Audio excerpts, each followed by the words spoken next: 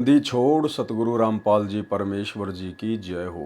परमपिता परमात्मा सारी सृष्टि के रचनहार, कुल मालिक, असंख्य ब्रह्मांडों के स्वामी, जगत गुरु, तीनों लोकों में प्रवेश करके सबका भरण पोषण करने वाले राजाधिराज, आत्माधार, नाथों के नाथ, देवों के देव महादेव, सर्वेश्वर महेश्वर, मृत्युंजय, अजरो अमर, आदि अनादि सनातनी प्रभु, जगत पिता जगदीश्वर, श्री श्री 1008 की उपाधि के वास्तविक अधिकारी, अकाल मूरत शब्द स्वरूपी राम वासुदेव, सर्वगतम ब्रह्म, परम पूज्य, प्रथम पूज्य, परम संत, परम पुरुष, परम धनी, परम दयालु, सत्य कबीर, हक्का कबीर, अल्लाहु कबीर, अल्लाहु अकबर, बाखबर, अल्लाह ताला, जगत के तारणहार, जगत के मुक्तिदाता, जगत के जगन्नाथ, हारे के सहारे, हिंदुओं के राम, मुसलमानों के अल्लाह, सिखों के वाहिगुरु, ईसाइयों के मसीह, दया के सागर दयानिधि, करुणा के सागर करुणानिधि, स्वयंभू परिभू, संकट मोचन, कष्ट हरण, मंगल करण, दुख भंजन,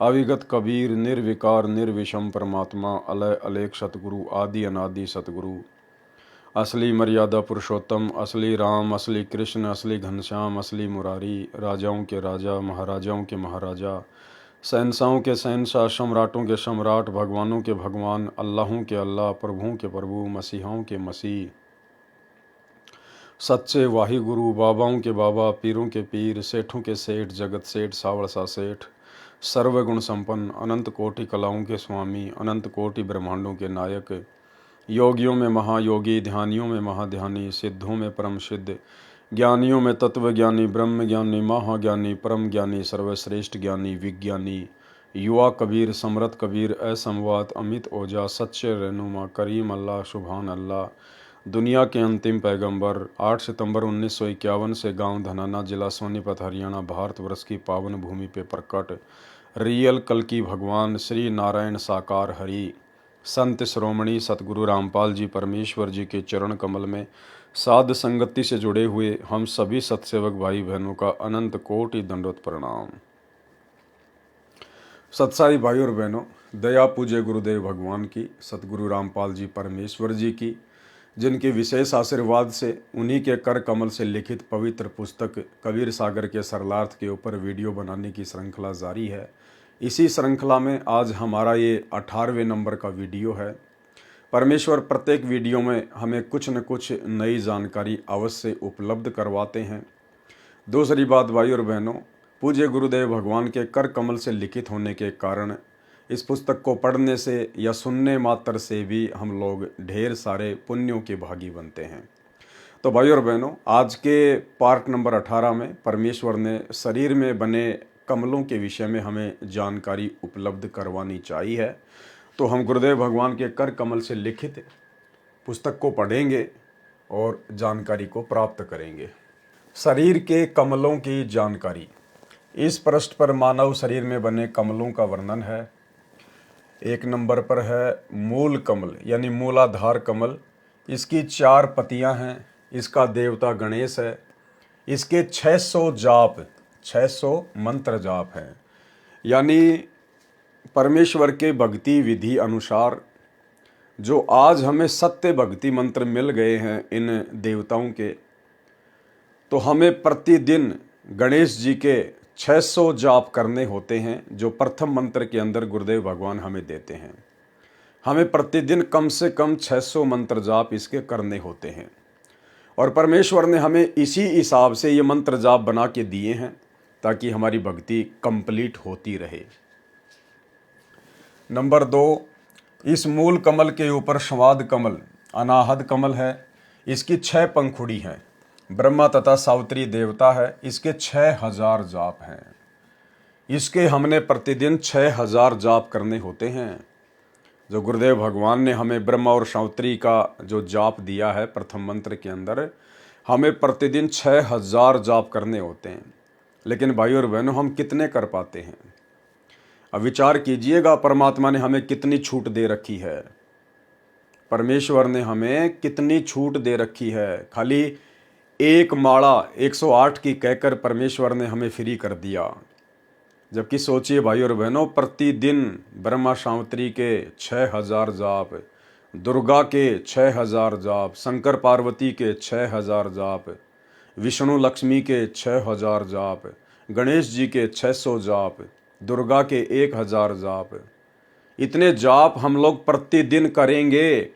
उसके बाद फिर शतनाम का जाप करेंगे।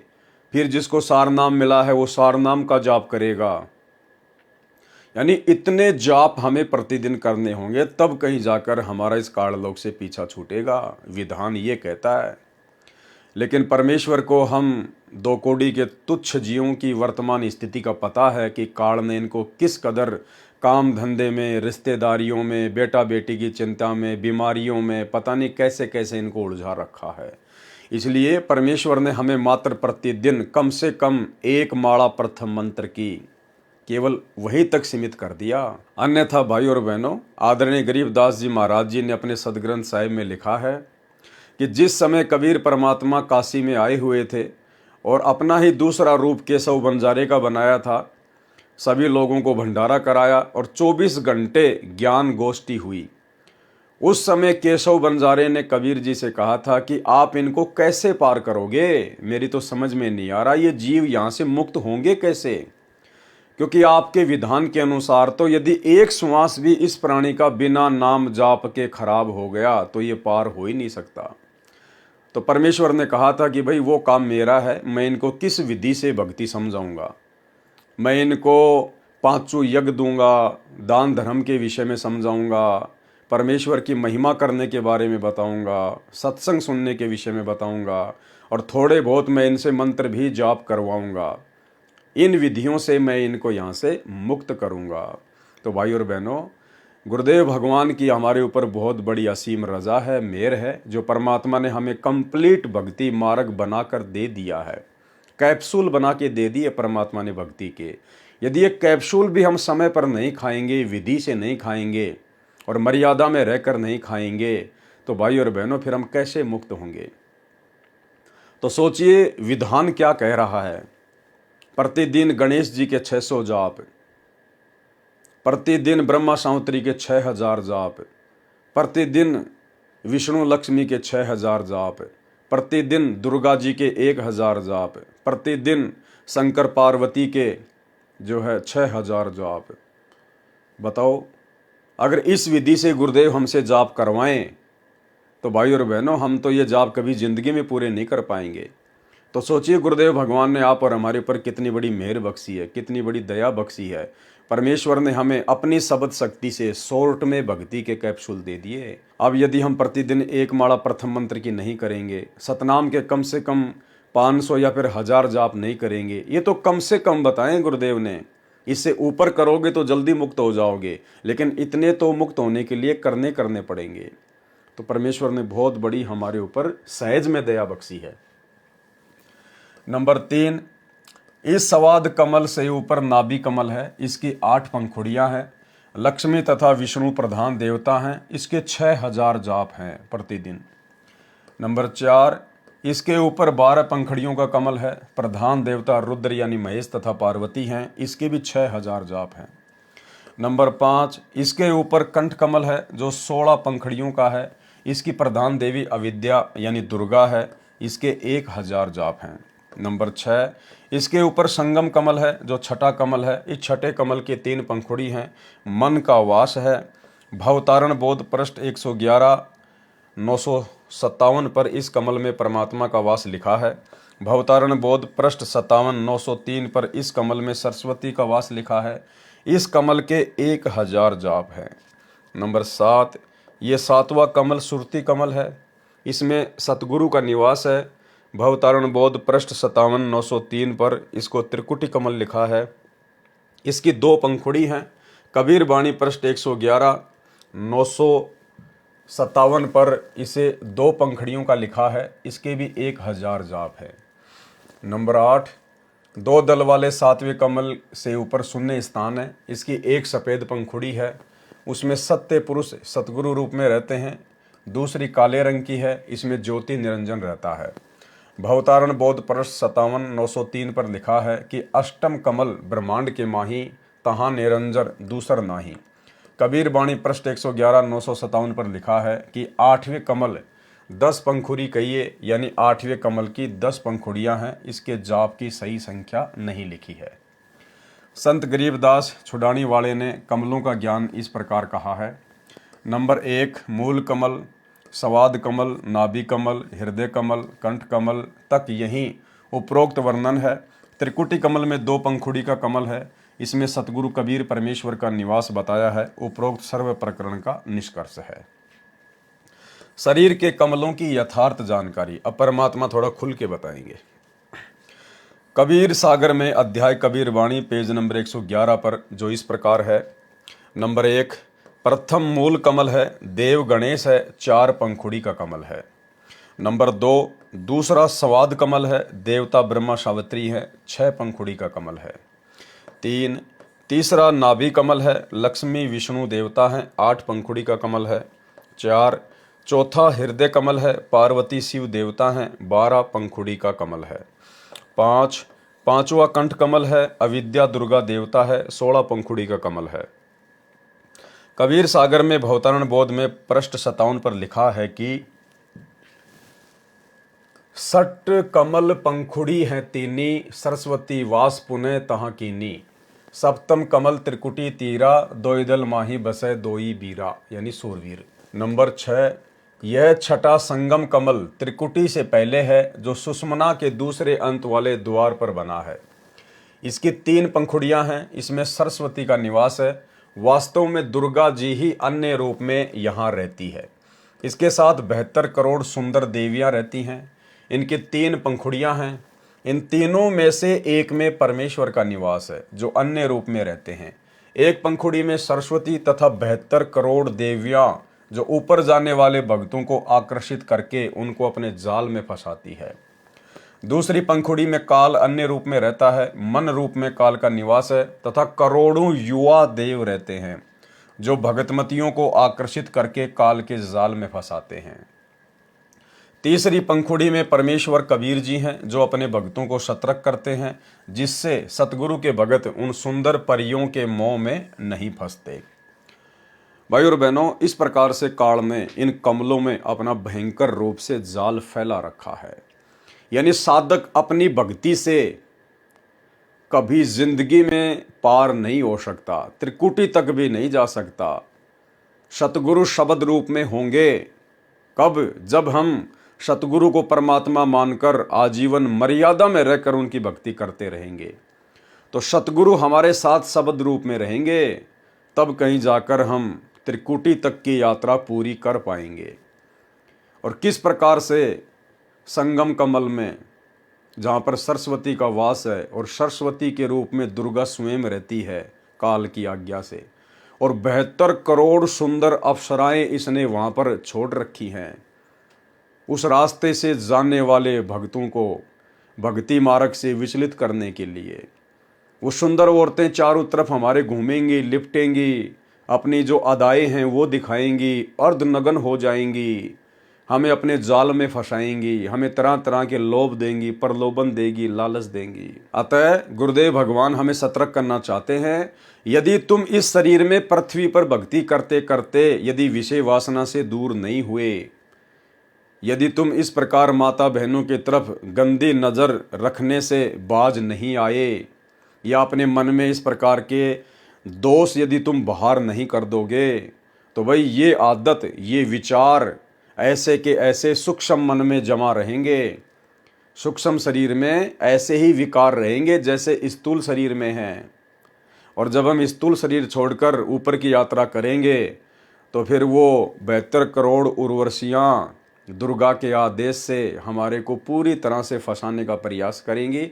और जिन भक्तों ने यहाँ पर ये गंदी आदत नहीं छोड़ी, माता बहनों की तरफ ताक झांक करना, उनके प्रति मन में गंदी वासना उत्पन्न करना, तो भाई वहाँ भी नहीं बच पाएंगे। और तुरंत वहाँ पर हम किसी न किसी सुंदर स्त्री के साथ में एकांत स्थान में जाकर उसके साथ में भोग विलास करके काल के जाल में फंस के रह जाएंगे। ठीक इसी प्रकार गुरुदेव भगवान हमें समझाना चाहते हैं कि जो माता बहनें यहाँ पर सत्संग में आकर भी नहीं सुधरती हैं, उसी प्रकार से ताक झांक में रहती हैं, एक दूसरे के साथ में इसी प्रकार से प्रेम प्रसंग की बातें करती हैं, अपनी गंदी आदतों से बाज नहीं आती हैं। तो जब स्थूल शरीर छोड़ेंगे और सूक्ष्म शरीर के साथ त्रिकुटी की यात्रा करेंगे तो काल ने 72 करोड़ युवा आकर्षित सुंदर सुंदर वहाँ पर व्यक्ति छोड़ रखे हैं, जो उन माता बहनों को, उन भक्तमतियों को अपनी अदाओं से आकर्षित करेंगे। और जैसी आदत उन माता बहनों की यहाँ है, इसी प्रकार से वहाँ पर होगी और वो उनके चक्कर में आके फंस जाएंगी। तो भाई और बहनों, इसलिए परमात्मा हमें यहाँ पर अपना ज्ञान देकर, हर प्रकार से मर्यादा बताकर हमारे को पाक साफ बनाना चाहते हैं कि हमारी नज़र हमारे गुरुदेव भगवान से ऊपर उठे ही ना, हमारे सोच, हमारे विचार हमारे गुरुदेव से अन्यत्र कहीं जाए ना। इसलिए मालिक कहते हैं, पर नारी को देखिए बहन बेटी के भाव, कहे कबीर काम नाश का यही सहज उपाय। तो ये बहुत भयंकर काल का जाल है और सतगुरु वहाँ पर अपने भक्तों को सतर्क करेगा। कैसे करेगा? ठीक इसी प्रकार जैसे आज गुरुदेव हमें सत्संग करके सतर्क कर रहे हैं। स्पेशली हमें पकड़ के नहीं समझाएगा कि ये काल की अप्सरा है, ये काल का युवा पुरुष है और तुम यहाँ पर आ चुके हो, शरीर छोड़ चुके हो, ध्यान देना नहीं तो तुम फंस जाओगे। ऐसे नहीं बताएंगे सतगुरु। सतगुरु दूर बैठ के कहीं पर सत्संग कर रहे होंगे, उनकी आवाज़ स्पष्ट रूप से हमारे कानों में आ रही होगी। तो ठीक वैसे ही जैसे आज हम अपने मोबाइल में सत्संग सुनते हैं, आज हम लोग टेलीविज़न में सत्संग सुनते हैं, इसी प्रकार से सेम टू सेम ऐसा ही माहौल होगा। और यदि हम यहाँ पर नहीं सुधरे, अपनी आदतों को नहीं सुधारा, अपने आचार विचार को शुद्ध नहीं किया, तो सूक्ष्म शरीर में हम काल के झांसे में आ जाएंगे। तो भाई और बहनों, हम सब ने प्रयास करना है। ये हमारा फाइनल स्टेज का समय है और हमने गुरुदेव भगवान से प्रार्थना करके, विनती करके, और हमने यहीं पर अपने आप को शुद्ध करना है हर प्रकार से। हमने अपने गुरुदेव भगवान के अलावा किसी और चीज़ में विशेष आसक्ति रखनी ही नहीं है। हमारी रुचि केवल हमारी भक्ति में और गुरुदेव भगवान के चरणों में, उनकी सेवा में, पूजा पाठ में ही होनी चाहिए, ताकि अंत समय भी हमारे भाव ऐसे ही बने रहें। तीसरी पंखुड़ी में परमेश्वर कबीर जी, जो अपने भक्तों को सतर्क करते हैं, जिससे सतगुरु के भगत उन सुंदर परियों के मोह में नहीं फंसते। सातवां कमल, सातवां त्रिकुटी कमल है, जिसकी काली तथा सफ़ेद 2 पंखुड़ियां हैं। काली में काल का सतगुरु रूप में निवास है। काली में काल का सतगुरु रूप में निवास है। कौन से सतगुरु रूप में? काल जो अपने नकली सतगुरु यहाँ भेजता है, फिर उनके भगत जब शरीर छोड़कर जाते हैं तो उन नकली गुरुओं का रूप बनाकर काल उन भक्तों को ठगता है। आगे परमात्मा ने स्पष्ट कर रखा है। सातवां त्रिकुटी कमल है, जिसकी काली तथा सफ़ेद 2 पंखुड़ियां हैं। काली में काल का सतगुरु रूप में निवास है तथा सफ़ेद में सत्य पुरुष का सतगुरु रूप में निवास है। आठवां कमल, आठवां कमल, अष्टकमल, ये 2 हैं। एक तो उसे कहा है जो सहस्त्र कमल कहा है, जिसमें काल ने 1000 ज्योति जगाई है, जो ब्रह्मलोक में है। इसको सहस्त्र कमल कहते हैं। इसकी 1000 पंखुड़ी हैं। यह है सिर में जो चोटी स्थान सर्वोपरि है, उसको ब्रह्मांड कहा जाता है। जैसे कई ऋषियों की लीला में लिखा है कि वे ब्रह्मांड फोड़कर निकल गए। इनके सिर में तालु के ऊपर और चोटी स्थान के बीच में निशान बन जाता है। शरीर त्याग जाते हैं, वे शून्य में भ्रमण करते हैं। वे ओम अक्षर का जाप तथा हठ योग करके ये गति प्राप्त करते हैं। महाप्रलय में नष्ट हो जाते हैं, फिर जीव रूप में जन्मते हैं। इस सिर के ऊपर के भाग को ब्रह्मांड कहते हैं। ये 8वां कमल ब्रह्मांड में इस प्रकार कहा है। इस कमल में काल निरंजन ने धोखा कर रखा है। केवल ज्योति दिखाई देती है जो प्रत्येक पंखुड़ी में जगमगाती हैं। उस कमल में परमात्मा कबीर जी भी गुप्त रूप में निवास करते हैं। इसके साथ साथ परमात्मा जी प्रत्येक कमल में अपनी शक्ति का प्रवेश रखते हैं। अन्य अष्टकमल वह है जो सत्य लोक में जाने वाले रास्ते में है। उसकी 10 पंखुड़ियां हैं जो ब्रह्म के साधक हैं। उनके लिए 8वां कमल सहस्त्र कमल है, जो 1000 पंखुड़ियों वाला है। इसमें निरंजन का निवास है। भवतारण बोध पृष्ठ 57 पर वाणी है। अष्टम कमल ब्रह्मांड के माही, तहाँ निरंजन दूसर नाही। फिर दूसरा अष्टम कमल मिनी सतलोक में जाने वाले मार्ग में है। 9वां कमल मिनी सतलोक में है। तीसरा अष्टम कमल अक्सर पुरुष के लोक में है, उसका यहाँ वर्णन नहीं करना है। वह पिंड शरीर से बाहर सूक्ष्म शरीर में है। शब्द कर नैनो दीदार महल में प्यारा है, उसमें सबको भिन्न भिन्न बताया है, जो आप नीचे पढ़ें। कबीर सागर में कबीर वाणी अध्याय के पृष्ठ 111 957 पर नौवें कमल का वर्णन है। नौवें कमल की शंख पंखुड़ी है, पूर्ण ब्रह्म का निवास है। अब आगे परमात्मा हमें अपने एक शब्द कर नैनो दीदार महल में प्यारा है, उसके माध्यम से इन सारे कमलों की विस्तृत रूप से जानकारी समझाएंगे। और जब हम इसको पढ़ेंगे तो भाई और बहनों बहुत ही ज़्यादा बखेड़ा है, बहुत ही ज़्यादा लफड़ा है। जिस प्रकार से नौमन सूत होता है ना, और उसको उलझा दिया जाता है भयंकर तरीके से, इंसान के बस की बात नहीं है फिर उसको सुलझा दे। तो भाई और बहनों, हम ये सोचें कि हम लोग अपनी भक्ति करके और अपने दम पे हम लोग ऊपर चले जाएंगे, इन कमलों से पार हो जाएंगे, जिंदगी में नहीं। परमात्मा कहते हैं कि आप अपनी भक्ति से लाख जन्म भी पार नहीं हो सकते। ये हाथ में माला लेके और लाखों लाखों साल जाप करके वो ऋषि महात्मा लोग मर गए, यही गधे कुत्ते बन के घूम रहे हैं। परमात्मा कहते हैं इन बातां के पाइए कर सतगुरु नजर निहाल, और राजी कर सतगुरु रूठे नू। हमें तो सतगुरु पार लगाएगा। भले हमारे पास में भक्ति भी है, पांचों यज्ञ की कमाई भी है, हम मर्यादा में भी हैं, उसके बावजूद भी सतगुरु की विशेष मेहर की आवश्यकता पड़ेगी, ग्रेस मार्ग की जरूरत पड़ेगी। और वो ग्रेस मार्ग, विशेष मेहर केवल सतगुरु के पास होती है। और गुरुदेव ने बताया कि वो विशेष मेहर ऐसे नहीं मिलती है। वो सतगुरु अंतर्यामी ये देखेगा कि कौन भगत मेरी किस प्रकार से मर्यादा में रह के भक्ति कर रहा है, किस भगत ने मुझे वास्तव में परमात्मा कबीर के रूप में जान लिया, पहचान लिया और मेरे साथ वैसा ही व्यवहार कर रहा है। कौन भगत पूर्णतया मर्यादा में रह के सच्चे भाव से भक्ति कर रहा है। उस भगत के प्रति सतगुरु की तरफ से ऑटोमेटिक एक मेहर जाती है, मेहर, लहर की मेहर जाती है, एक विशेष आशीर्वाद जाता है गुरुदेव भगवान का। उस मेहर की हमें आवश्यकता पड़ेगी, उस ग्रेस मार्ग की हमें आवश्यकता पड़ेगी। ये छोटा सा सत्संग गुरुदेव भगवान का यही स्पष्ट कर रहा है कि तुम अपनी तरफ से लाख जन्म भी भक्ति करके पार नहीं हो सकते। तुम्हें सतगुरु की मेहर चाहिए, और सतगुरु की मेहर मिलेगी मर्यादा में रहकर भक्ति करने से, गुरु को परमात्मा मानकर भक्ति करने से। जो भक्ति वर्तमान में साध संगतियों में हो रही है, ये गंदी राजनीति करने से, राजनेताओं की रैलियों में धक्के खाने से, स्टेडियम बनाने से, स्टेडियम बनवाने में अपना ज्योति पाठ और दान का पैसा देना, गुंडों की सीबीआई जांच करवाने में, आश्रमों में हॉस्पिटल खुलवाने में, फालतू में घर के रहते सहते आश्रम बनवाने में अपना पैसा देना, इन पत्थरों में पैसा बर्बाद करवाना, रक्तदान दे दान के नाम पे लाइन लगा के खड़े हो जाना, पांचों यज्ञ करने के लिए स्पेशल आश्रमों में जाना, फिर घर क्या शमशान घाट है। अरे नाम दीक्षा देते समय गुरुदेव हमें रोजाना घर पर पांचों यज्ञ करने का आदेश देते हैं, और वर्तमान में हमारे गुरुदेव हिसार जेल में बैठे हुए हैं, तो आश्रमों में क्या हम धक्के खाने जा रहे हैं? अगर आश्रमों में ही पांचों यज्ञ होते हैं तो बाकी दिन फिर घर पे क्या करते हैं? और अगर घर पर पांचों यज्ञ कर रहे हैं तो गुरु जी की गैर हाजिरी में फिर आश्रमों में क्या धक्के खाने जा रहे हैं?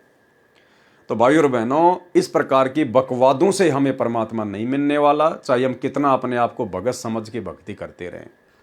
जो विधि है परमात्मा की, जो विधान है, जो रूल है, उसके अकॉर्डिंग चलकर ही हम परमात्मा की मेहर प्राप्त कर सकते हैं।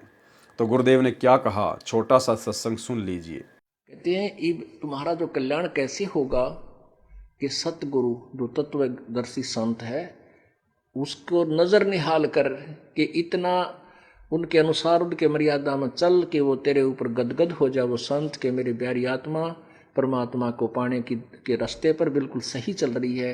तो अंदर से जो एक हिलोर आती है संत के अंदर से, जिस भक्त की, जिस बहन भाई की क्रियाओं से जो प्रसन्न हो जाता है कि ये सही मर्यादा में चला, तो वो जो एक रजा आती है, उसके बाद फिर एक उसकी प्रति एक कसक जाती है कि बहुत अच्छी, और परमात्मा अपने बच्चे पर मेहर रखना, ऐसे ही चले। तो वो एक आशीर्वाद आपको एक्स्ट्रा मिलता है जिसको ग्रेस मार्ग कहते हैं। तो वो एक आशीर्वाद आपको एक्स्ट्रा मिलता है जिसको ग्रेस मार्ग कहते हैं। तो वो एक आशीर्वाद आपको एक्स्ट्रा मिलता है जिसको ग्रेस मार्ग कहते हैं। तो यहाँ कहते इन बातों के पाइए कर सतगुरु नजर निहाल है। मान ले तन यो ज्ञान भी हो गया कैसे ऐसे होता तो, और सतगुरु नजर निहाल हुआ नहीं, तुझे सार नाम फिर सार शब्द मिला नहीं तो अभी बात बिगड़ेगी। इसलिए ये कल्याण कहती ये बातें कहन सुन की ना है, कर पाड़ने की है। तो भाई और बहनों, जब तक इस प्रकार से हम गुरुदेव की विशेष उस मेहर के योग्य नहीं बनेंगे, तब तक हम भक्ति मार्ग पर सफल नहीं हो सकते, चाहे हम कितनी माला क्यों ना जपते रहें। और उसके बाद भाई और बहनों, जो भगत वास्तव में अपने गुरु को जान चुका होगा, समझ चुका होगा, पहचान चुका होगा, उसके बाद वो भगत तो मर्यादा तोड़ेगा नहीं। वो तो हर प्रकार का संघर्ष करेगा, चाहे कोई भी कुर्बानी क्यों ना देनी पड़े। वो ऑप्शन का इस्तेमाल नहीं करेगा कि यार जगह जगह नामदान सेंटर खुले हुए हैं, कोई बात नहीं, अगर मर्यादा टूट भी जाएगी तो मैं तो नाम शुद्ध करवा के आ जाऊंगा। इतना भी अगर मन में भाव आ गया, उसी समय परमात्मा रुष्ट, परमात्मा दूर, फिर वो भगत परमात्मा की मेहर के योग्य नहीं होगा। इसी कबीर सागर के सरलार्थ में पिछले वीडियो में आप जी ने अच्छी प्रकार से देख लिया, परमात्मा के कर कमल से लिखा हुआ कि कोई भी कुर्बानी क्यों ना देनी पड़े, भक्ति को सफल करने के लिए हम हर कुर्बानी को देंगे, पीछे नहीं हटेंगे। तो भाई और बहनों, जो भगत वास्तव में मालिक की मर्यादा में होगा, गुरु को भगवान मान चुका होगा और अपना सब कुछ अपने गुरु जी के चरणों में समर्पित कर चुका होगा, तो अंतर्यामी से ऐसा भगत को छुपा तो रह नहीं सकता। फिर ऐसी अपनी विशेष प्यारी आत्मा को परमात्मा इस काल के बखेड़े में नहीं डालता। परमात्मा उन आत्माओं को फिर सतलोक ले जाने के लिए इस काल के कमलों के माध्यम से लेके नहीं जाएगा। फिर परमेश्वर उस भगत को डायरेक्ट सतलोक में बैठा देगा। सतलोक जाने के बाद पता चलेगा भगत को कि मैं सतलोक में आ गया। तुम कर दो पल में पार हो जा रजा तेरी। जैसे आजकल हर शहर के बाहर एक रिंग रोड बनी हुई है, बाईपास बना हुआ है। जो लंबे रूट की बसें होती हैं वो शहर में नहीं घुसती हैं, वो बाईपास निकल जाती हैं बिना किसी अवरोध के। तो ठीक इसी प्रकार जो परमात्मा की प्यारी आत्मा होंगी, जो विशेष भगत होंगे, जो साध संगति से जुड़कर सभी नियमों को फॉलो करेंगे, उन आत्माओं को तो परमात्मा बाईपास निकाल देगा। इस काल के गंदे शहर में त्रिकुटी पर लेके नहीं जाएगा। त्रिकुटी वाले रास्ते से परमात्मा उन्हीं आत्माओं को लेकर जाएगा जिन आत्माओं को परमात्मा ने यहाँ पर फैल करना होगा। जो आत्मा भक्ति करते करते भी गुरुदेव भगवान को परमात्मा नहीं मान पाएंगी और ऐसे ही एक कागज के टुकड़े को दाढ़ी मूंछ वाली कबीर जी की समझे जाने वाली फोटो को परमात्मा मानती रहेंगी, मर्यादाओं का ढंग से निर्वाह करेंगी नहीं, गंदी राजनीति में पड़ी रहेंगी। भक्ति हुई तो हुई, नहीं तो कोई बात नहीं, भक्ति को सीरियस नहीं लेंगे, देखा देखी में चलेंगे, भेड़ चाल में चलेंगे। ऐसी आत्माओं को परमात्मा फैल करेगा। उन आत्माओं को परमात्मा फिर त्रिकुटी के रास्ते से लेकर जाएगा और किसी न किसी बहाने कहीं न कहीं जो भी उसकी कमजोरी होगी उसी हिसाब से परमात्मा उसको फैल करेगा, उसको दोबारा से पुनर्जन्म होगा फिर। तो भाई और बहनों, आप और हम भाई बहनों ने परमात्मा के उस विशेष मेहर वाले ऑप्शन का लाभ उठाना है। और वो मेहर वाला विशेष ऑप्शन उसी समय मिलेगा जब हम पूर्णतया अपने गुरुदेव भगवान पर तन मन धन से, दिलो जान से, आत्मा से, हृदय से, मन कर्म वचन से कुर्बान हो जाएंगे। और इस प्रकार से कुर्बान होने की प्रोसीजर केवल साध संगतियों में चल रही है। ये साध संगतियां परमात्मा का ट्रेनिंग सेंटर है। अगर यहाँ भी आकर अगर कोई अपने भाव इस प्रकार के अपने गुरुदेव भगवान में नहीं बना पाया, तो भाई और बहनों, उस आत्मा को फिर परमात्मा त्रिकुटी के रास्ते ले जाकर फैल करेगा। अन्यथा जो विशेष आत्मा होगी, जो हीरे मोती लाल होंगे, उनको परमात्मा डायरेक्ट लेके जाएंगे, उनको किसी भी लफड़े में नहीं डालेंगे। तो क्या क्या लफड़ा है, कि कितना लफड़ा है, काल ने कितना बखेड़ा कर रखा है, अब परमात्मा हमें इस शब्द के माध्यम से समझाएंगे। तो पहले हम ये शब्द पढ़ेंगे, उसके बाद परमात्मा ने इसका खुलासा किया हुआ है। हालांकि शब्द पढ़ने की कोई आवश्यकता नहीं है, हम चाहें तो डायरेक्ट जो परमात्मा ने सरलार्थ किया हुआ है हम लोग उस पर भी जा सकते हैं। लेकिन भाई और बहनों, यदि परमात्मा ने लिखा है, यदि गुरुदेव भगवान ने इतनी मेहनत करके, इतना समय देके अगर लिखा है, तो परमेश्वर के कर कमल से लिखित होने के कारण प्रत्येक अक्षर को जब हम पढ़ेंगे या सुनेंगे, देखेंगे, तो भी हम पुण्य के भागी होते हैं। तो बताओ फिर हम ऐसे पुण्य को क्यों छोड़ना चाहेंगे? तो हम पढ़ेंगे, उसके बाद मालिक का किया हुआ सरलार्थ भी हम देखेंगे। तो ये शब्द है, कर नैनो दीदार महल में प्यारा है, टेक कर नैनो दीदार महल में प्यारा है। काम क्रोध मद लोभ विसारो, सील संतोष समा सतधारो। यानी ये विकार हैं भक्ति मार्ग में। काम, काम वासना, फालतू की कोई मनोकामना, ये क्रोध, मद यानी ये आलस्य वगैरह, नशा वगैरह, लोभ, लालच, स्वार्थ, परमात्मा कहते हैं इनको छोड़ना पड़ेगा। इस भक्ति मार्ग में तुमने एक प्योर आत्मा बनना पड़ेगा। और सील, संतोष, समा और सत्य, ये सब तुमने धारण करने पड़ेंगे अपने ऊपर। अभी इन काल की बकवादों को छोड़ना पड़ेगा। छल, कपट, राग, द्वेष, ईर्ष्या, लूट पाट, मिलावट, चोरी, कसोट, ये सब छोड़नी पड़ेंगी अगर सतलोक वाली भक्ति सफल करनी है तो। मद मास मिथ्या तजी डारो, हो ज्ञान घोड़े असवार भरम से न्यारा है। हमने तो तत्व ज्ञान रूपी घोड़े के ऊपर सवार होना है। धोती नेति बस्ती पाओ, आसन पद्म जुगत से लाओ, कुंभक कर रेचक करवाओ, पहले मूल सुधार कारज हो सारा है। ये कुछ योगियों की योग क्रियाएं हैं जिनको गरीबदास जी महाराज जी ने यहाँ पर लिखा है, लेकिन गुरुदेव ने बताया कि ये हमारे किसी काम की नहीं है। हमने तो इन कमलों को भक्ति से, सत्य भक्ति मंत्रों के जाप से खोलना है। और जो योगी लोग होते हैं वो फालतू की उनकी जो ये क्रिया होती हैं, जो काल की भक्ति की, उनके माध्यम से वो अपना जो भी क्रिया है वो करते हैं, तो हमारे किसी काम की नहीं। ये लिखना उनके लिए ज़रूरी था ताकि कोई ये ना सोचे कि भाई आदरणीय गरीबदास जी को या फिर कबीर जी को ज्ञान नहीं था, इसलिए ये सब कुछ लिखा गया है। मूल कवल दल चतुर बखानो, के लिए जाप लाल रंग मानो, देव गणेश तहाँ रोपा थानो, रिद्धि सिद्धि चवर डुलारा है। संवाद चक्र सटदल विस्तारो, ब्रह्मा सावित्री रूप निहारो, उल्टी नागिनी का सिर मारो, तहाँ शब्द ओंकारा है। नाभि अष्ट कमल दल साजा, श्वेत सिंहासन विष्णु विराजा, हरियम जाप तासु मुख गाजा, लक्ष्मी शिव अधारा है। द्वादश कमल हृदय के माही, जंग गौर शिव ध्यान लगाई, सोहम शब्द तहाँ धुन छाई, गन करे जय जयकारा है। सोडस कमल कंठ के माही, तेहि मद बसे अविद्या बाई, हरिहर ब्रह्म चवर डोराई, जहाँ श्रीयम नाम उचारा है। तापर कुंज कमल है भाई, बग चोरा दुई रूप लखाई, निज मन करत वहाँ ठकुराई, सो नैनन पिछवाड़ा है। कमलन भेद किया निर्वारा, ये सब रचना पिंड मझारा, सत्संग कर सतगुरु सिरधारा, वह सतनाम उचारा है। आँख कान मुख बंद कराओ, अनहद झिंगा शब्द सुनाओ, दोनों तिल एक तार मिलाओ, तब देखो गुलजारा है। चंद सूर एक घर लाओ, सुषमणा सेती ध्यान लगाओ, त्रिवेणी के संधि समाओ, और उतर चल पारा है। घंटा शंख सुनो धुन दोई, सहस्त्र कमल दल जगमग होई, तामद करता निरखो सोई, बंक नाल धसपारा है। डाकनी साकनी बहु किलकारे, जम किंकर धर्म दूत हकारे, सत्य नाम सुन भाग्य सारे, जब सतगुरु नाम उचारा है। गगन मंडल बीच उर्दमुख कुइया, गुरुमुख साधु भर भर पिया, निगरों प्यास मरे बिन किया, जाके हिये अंधियारा है। त्रिकुटी महल में विद्या सारा, दनहर गरजे बजे नगारा, लाल बरण सूरज उजियारा, चतुर दल कमल मंझार, शब्द ओमकारा है। साध कोई जिन ये गढ़ लीन्या, 9 दरवाजे प्रकट चीन्या, 10वां खोल जाए जिन दीन्या, जहां कुलुफ रहा मारा है। आगे श्वेत सुन है भाई, मान सरोवर पैठी अनहाई, हंसन मिली हंसा होई जाई, मिले जो अमी आहारा है। किंगरी सारंग बजे सितारा, छर ब्रह्म सुंदरवारा, द्वादश भानु हंस उजियारा, सठ दिल कमल मंझार, शबद रंकारा है।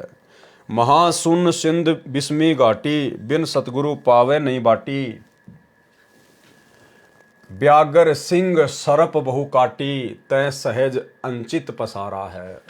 अष्ट दल कमल पार ब्रह्मबाई, दाहिने द्वादश अचिंत रहाई, बाएं 10 दल सहज समाई, यो कमलन निर्वारा है। 5 ब्रह्म पांचों अंड बीनो, 5 ब्रह्म नी अक्षर चीनो, 4 मुकाम गुप्त तह कीन्यू, जामद बंदी वान पुरुष दरबारा है। 2 पर्वत के संग निहारो, भवर गुफा तहाँ संत पुकारो, हंसा करते केल अपारो, तहाँ गुरुन दरबारा है। सैंस 88 दीप रचाए, हीरे पन्ने महल जड़ाए, मुरली बजद अखंड सदा ये, तै सोहम झनकारा है। सोहम शब्द तजी जब भाई, सत्यलोक की हद पुनि आई, उठत सुगंध महा अधिकाई, जाको वार न पारा है। सोडस भानु हंस को रूपा, बीना सतदुन बजे अनुपा, हंसा करत चवर सिर भूपा, सत्य पुरुष दरबारा है। कोटिन भानु उदय जो होई, एते ही पुनि चंद्र लखोई, पुरुष रोम सम एक न होई, ऐसा पुरुष दिदारा है। आगे अलख लोक है भाई, अलख पुरुष की तां ठकुराई, अरबन सूर रोम सम नाही, ऐसा अलख निहारा है। तां पर अगम महल इक साजा, अगम पुरुष ताही को राजा, खरबन सूर रोम इक लाजा, ऐसा अगम अपारा है। तां पर अकै लोक है भाई, पुरुष अनामी तहां रहाई, जो पहुंचा जानेगा वाही, कहन सुननते न्यारा है। काया भेद किया निरुवारा, ये सब रचना पिंड मंजारा, माया अविगत जाल पसारा, सो कारीगर भार्या है। आदि माया कीनी चतुराई, झूठी बाजी पिंड दिखाई, अवगति रचना रची अंडमाही, ताका प्रतिबिंब डार्या है। शब्द विहंगम चाल हमारी, कहे कबीर सतगुरु दई तारी, खुले कपाट शब्द झनकारी, पिंड अंड के पार सो देश हमारा है। यानी भाई और बहनों, परमात्मा ने 21 ब्रह्मांड से लेकर और सबसे ऊपर का जो लोक है अनामी लोक, वहां तक की परमेश्वर ने शॉर्ट में पूरी जानकारी दे दी। अब परमात्मा धीरे धीरे खुलासा करेंगे जो जो आवश्यक है। नोट, कुंज कमल त्रिकुटी में बने 7वें कमल को कहा है, जिसके 2 दल हैं, एक काला भंवरे जैसा काला, दूसरा बग यानी बुगले पक्षी जैसा सफेद है। जो त्रिकुटी कमल में विद्या सारा लिखा है, वो चतुर्दल कमल लिखा है। यह तरिये दल कमल है, यह छठा कमल है। इसके 3 पंखुड़ी दल हैं, इसमें देवी दुर्गा श्री सरस्वती रूप बनाकर रहती हैं। ओंकार शब्द उसी के स्थान पर हो रहा है। यह चौपाई नंबर 15 का विश्लेषण है। चौपाई नंबर 18 में 60 दल कमल लिखा है। यह अक्षर पुरुष के लोक का वर्णन है, परंतु काल ब्रह्म ने इसकी नकल ब्रह्म लोक में बनाई है, आप और हमारे को भ्रमित करने के लिए, फंसाने के लिए जीव आत्मा को। उसमें ररंकार शब्द हो रहा है, यानी बहुत ही मीठी धुन हो रही है। साधक उसको सुनकर मदहोश हो जाते हैं और वहीं पे डेरे डाल देते हैं।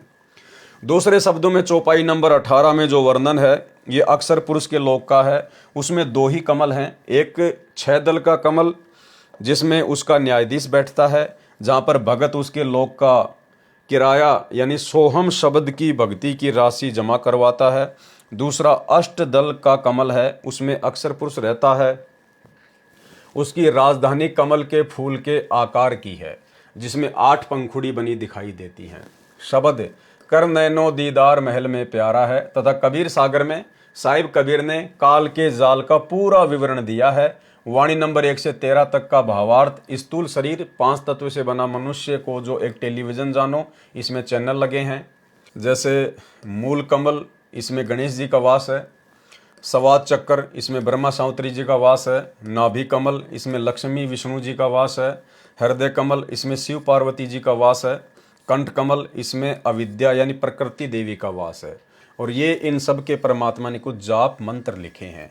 लेकिन दास ने आपको पहले भी समझाया था, हमने ये गलती बिल्कुल भी नहीं करनी है। हमने अपने गुरुदेव भगवान के आदेश और उनके मुख कमल से नाम दीक्षा लिए बिना हमने इन मंत्रों का मनमुखी रूप से बिल्कुल भी जाप नहीं करना है। चाहे हमारी समझ में आ गए हों, चाहे हमने गुरुदेव के सत्संगों में सुन लिए हों, चाहे हमने नित्य नियम में लिखे हुए देख लिए हों, या इस प्रकार से परमात्मा ने अपने कर कमल से लिखित पुस्तकों में भी बहुत जगह इनका जिक्र किया हुआ है समझाने के लिए। लेकिन जो वास्तविक जाप करने की विधि है और जो वास्तविक मंत्र हैं, वो जब तक हम पूज्य गुरुदेव भगवान के आदेश से और उनसे प्राप्त नहीं करेंगे, तब तक ये मंत्र अपना वास्तविक काम नहीं करेंगे। और हो सकता है लाभ की जगह ये हमको हानि भी देने लग जाएं, क्योंकि मनमुखी रूप से भक्ति मार्ग में कोई भी क्रिया सफल नहीं होती है। इसलिए जो भाई बहन संकल्प दीक्षा में हैं या अभी गुरुदेव के सत्संग सुन रहे हैं, वो मनमुखी रूप से किसी भी मंत्र का जाप ना करें, केवल गुरुदेव के सत्संग सुने और अपने घर में 3 समय की जो आरती है वो करें। अपने घर में देसी घी का खड़ी बत्ती वाला दीपक जलाएं और अपनी मर्यादाओं का ध्यान रखें यदि आपने संकल्प ले रखा है तो। त्रिकुटी 2 दल काला व सफेद रंग का कमल है। इसे एयरपोर्ट जानो, जैसे हवाई अड्डा हो, वहां से जहां भी जाना है वहीं जहाज उपलब्ध होगा। चूंकि सर्व संत यहीं से अपना आगे जाने का मार्ग लेते हैं। वहां पर परमात्मा भगत जिस इष्ट का उपासक है, गुरु का रूप शब्द स्वरूपी गुरु या शब्द गुरु कहिए बनाकर आता है तथा अपने हंस को अपने साथ लेकर स्वयं स्थान में ले जाता है। यहाँ पर निजमन यानी पार ब्रह्म भी रहता है। वह जीव के साथ किसी प्रकार का धोखा नहीं होने देता। जैसे हवाई अड्डे पर जाने से पहले जिस देश में जाना है उसका एयरपोर्ट वीज़ा व टिकट पहले ही प्राप्त कर लिया जाता है, वहाँ पर जाते ही उसी जहाज में बैठा दिया जाता है। अब ये निज मन क्या होता है भाई और बहनों? परमात्मा कहते हैं जब हम त्रिकुटी पे जाएंगे और यदि काल हमारे साथ में धोखा करना चाहेगा तो वहाँ पर जो निज मन है, पार ब्रह्म, जो परमेश्वर की शक्ति से हमारे सूक्ष्म शरीर में हमारे साथ में रहता है, वो वहाँ पर धोखा नहीं होने देता। तो निज मन क्या है? गुरुदेव भगवान ने बताया कि ये शरीर बना दिया गया है। ठीक है, शरीर में आत्मा का प्रवेश है और मन का भी प्रवेश है। तो काल का जो एजेंट है इस शरीर में आत्मा को भ्रमित करने के लिए वो है मन। मन हमेशा हमारे को कुप्रेरणा करेगा, उल्टे कार्यों में लगाएगा, हमेशा हमारे को उल्टी शिक्षा देगा, भक्ति के विरुद्ध हमें शिक्षा देगा। तो काल ने तो अपना एजेंट छोड़ रखा है इस शरीर में, मन। और गुरुदेव भगवान का जो एजेंट है, परमेश्वर का जो एजेंट है, उसको कहते हैं निज मन। जैसे हम कोई भी कार्य करते हैं तो जैसे हम कहते हैं कि यार एक बार तो मेरे मन में आई कि मैं ये काम को कर लूं, लेकिन फिर मेरे मन में आई कि नहीं यार ये काम मत कर, ये काम ठीक नहीं है, पकड़ा जाएगा, पुलिस पिटाई करेगी, जेल में डाल दिया जाएगा। तो जो आपको सही शिक्षा दे रहा है, जो आपको उस कुकर्म से बचाने का प्रयास कर रहा है, वो है निज मन, परमात्मा का एजेंट। और जिसने आपको उल्टी शिक्षा दी कि ये काम कर ले, इस काम में बहुत ज़्यादा प्रॉफिट है, अरे क्या समय लगेगा, एक चक्कर लगाना है 5,000 रुपये मिल रहे हैं, कौन देखेगा, वो है मन, काल। और जो आपको सतर्क करता कि नहीं नहीं नहीं, चेक पोस्ट पे पकड़ा जाएगा, गाड़ी में शराब भरी है, 5,000 के लालच में बावड़े जो है, फिर बाद में तू 50,000 रुपये फिर तू वकील को देगा, कोर्ट में जेल जाना पड़ेगा, मार खानी पड़ेगी, बेइज्जती होगी, वो अलग है। तो जो हमें सावधान करता है उसको कहते हैं निज मन, वो परमात्मा का एजेंट है, सतगुरु का एजेंट है। और जो हमें भ्रमित करता है, उल्टे कार्यों पे लगाता है, उसको कहते हैं मन, वो काल का एजेंट है। तो जब हम त्रिकुटी पर जाएंगे और काल यदि हमारे साथ में धोखा करने का प्रयास करेगा तो निज मन के माध्यम से परमात्मा हमें सचेत करेंगे। लेकिन वो करेंगे कैसे? बात वही है भाई और बहनों। जैसे वर्तमान में गुरुदेव ने हमें ज्ञान दे दिया, भक्ति मार्ग समझा दिया, नियम मर्यादा बता दी। अब यदि हमारे सामने ऐसी कोई परिस्थितियां पैदा होती है, जैसे कि गुरुदेव के परिवार वाले हैं, अब गुरुदेव की गैर हाजिरी में समझ लीजिए आज हमारी परीक्षा चल रही है, हम लोग त्रिकुटी पर खड़े हैं और गुरुदेव हमारी परीक्षा ले रहे हैं। अब गुरुदेव के परिवार की तरफ से आदेश आ गया, भैया नरेंद्र मोदी की रैली है, सभी भक्तों ने वहां पर जाना है, अपनी हाजिरी लगानी है। तो मन ने तो आपको भ्रमित कर दिया, क्योंकि आपके गुरुदेव के भक्ति विधान में तो राजनेताओं की रैलियों में जाना, उनको वोट डालना, उनको सपोर्ट करना, अपना समय बर्बाद करना कहीं भी नहीं लिखा हुआ है। लेकिन मन ने जबरदस्ती आपको भ्रमित कर दिया, कोऑर्डिनेटरों के माध्यम से, गुरुदेव के परिवार के माध्यम से मैसेज डलवा कर, पीले पर्चे डलवा कर। तो ये है मन, जो केवल भ्रमित करेगा, भक्ति के विरुद्ध कार्य करवाएगा। फिर हमारे मन में आएगी कि यार ये राजनीति कभी गुरुजी ने तो बताई नहीं, गुरुजी ने कभी जिक्र ही नहीं किया। 30 साल से गुरुजी सत्संग कर रहे हैं, इतने दिनों से हम जुड़े हुए हैं, कभी गुरुदेव ने किसी सत्संग में किसी राजनीति को सपोर्ट करना, किसी राजनेता की रैली में जाना, कोई आदेश ही नहीं दिया। गुरुजी तो कहते हैं कि हमारा राजनीति से कोई लेना देना नहीं है। तो इस प्रकार के जो विचार हमारे अंदर आ रहे हैं वो है निज मन, जो हमें सतर्क करना चाहता है। तो ठीक इसी प्रकार जैसी रिहर्सल आज हम यहां करेंगे, जितनी बातें हम मन की या निज मन की इस शरीर में रहते सहते भक्ति करते करते यहां मानेंगे, उतनी बात हम त्रिकुटी पर सूक्ष्म शरीर में मानेंगे। इसलिए हमने यहीं पर हर प्रकार से ज्ञान को आधार बनाकर निज मन के अनुसार अपनी भक्ति करनी है, ना कि मन के अनुसार। जब यहीं पर आज लाखों की संगत ठगी जा रही है, राजनीति कर करके, स्टेडियम बनवा बनवा के, हॉस्पिटल में बनवा बनवा के, भगत ही वहां पर मजदूर बने हुए हैं, गुंडों की सीबीआई जांच का समर्थन कर दिया, भगतों का पैसा चंदे के रूप में दे दिया, जॉट आरक्षण में भगत जा रहे हैं, बैठ रहे हैं, भगतों के दान का पैसा चंदे के रूप में उड़ाया जा रहा है। जब आज हम यहीं पर सतर्क नहीं हो रहे तो भाई और बहनों, त्रिकुटी पर भला फिर हम काल के धोखे से कैसे बचेंगे? वहां पर ये निज मन कोई आपका हाथ पकड़ के साइड में नहीं करेगा, जैसे आज नहीं कर रहा। केवल आपके अंदर वो सोच प्रकट करेगा, आपके अंदर कुछ समय के लिए भावना पैदा करेगा कि भाई देख, गुरुजी के सत्संग के अनुसार तो ये काम है नहीं, गुरुजी ने तो कभी अपने सत्संगों में बताया नहीं, बाकी भाई तेरी मर्जी है। तो जिस प्रकार मन और निज मन यहां पर अपना काम कर रहे हैं, वैसे ही त्रिकुटी पर काम करेंगे। तो जिसने यहां पर मन को जीत लिया और निज मन के अनुसार चलना सीख लिया, वही तो त्रिकुटी पर काल के धोखे से बच पाएगा। इसलिए हमने यहीं पर सावधान होना है हर प्रकार से, ताकि हम त्रिकुटी पर ठगे ना जा सकें, काल के धोखे का शिकार ना हो सकें।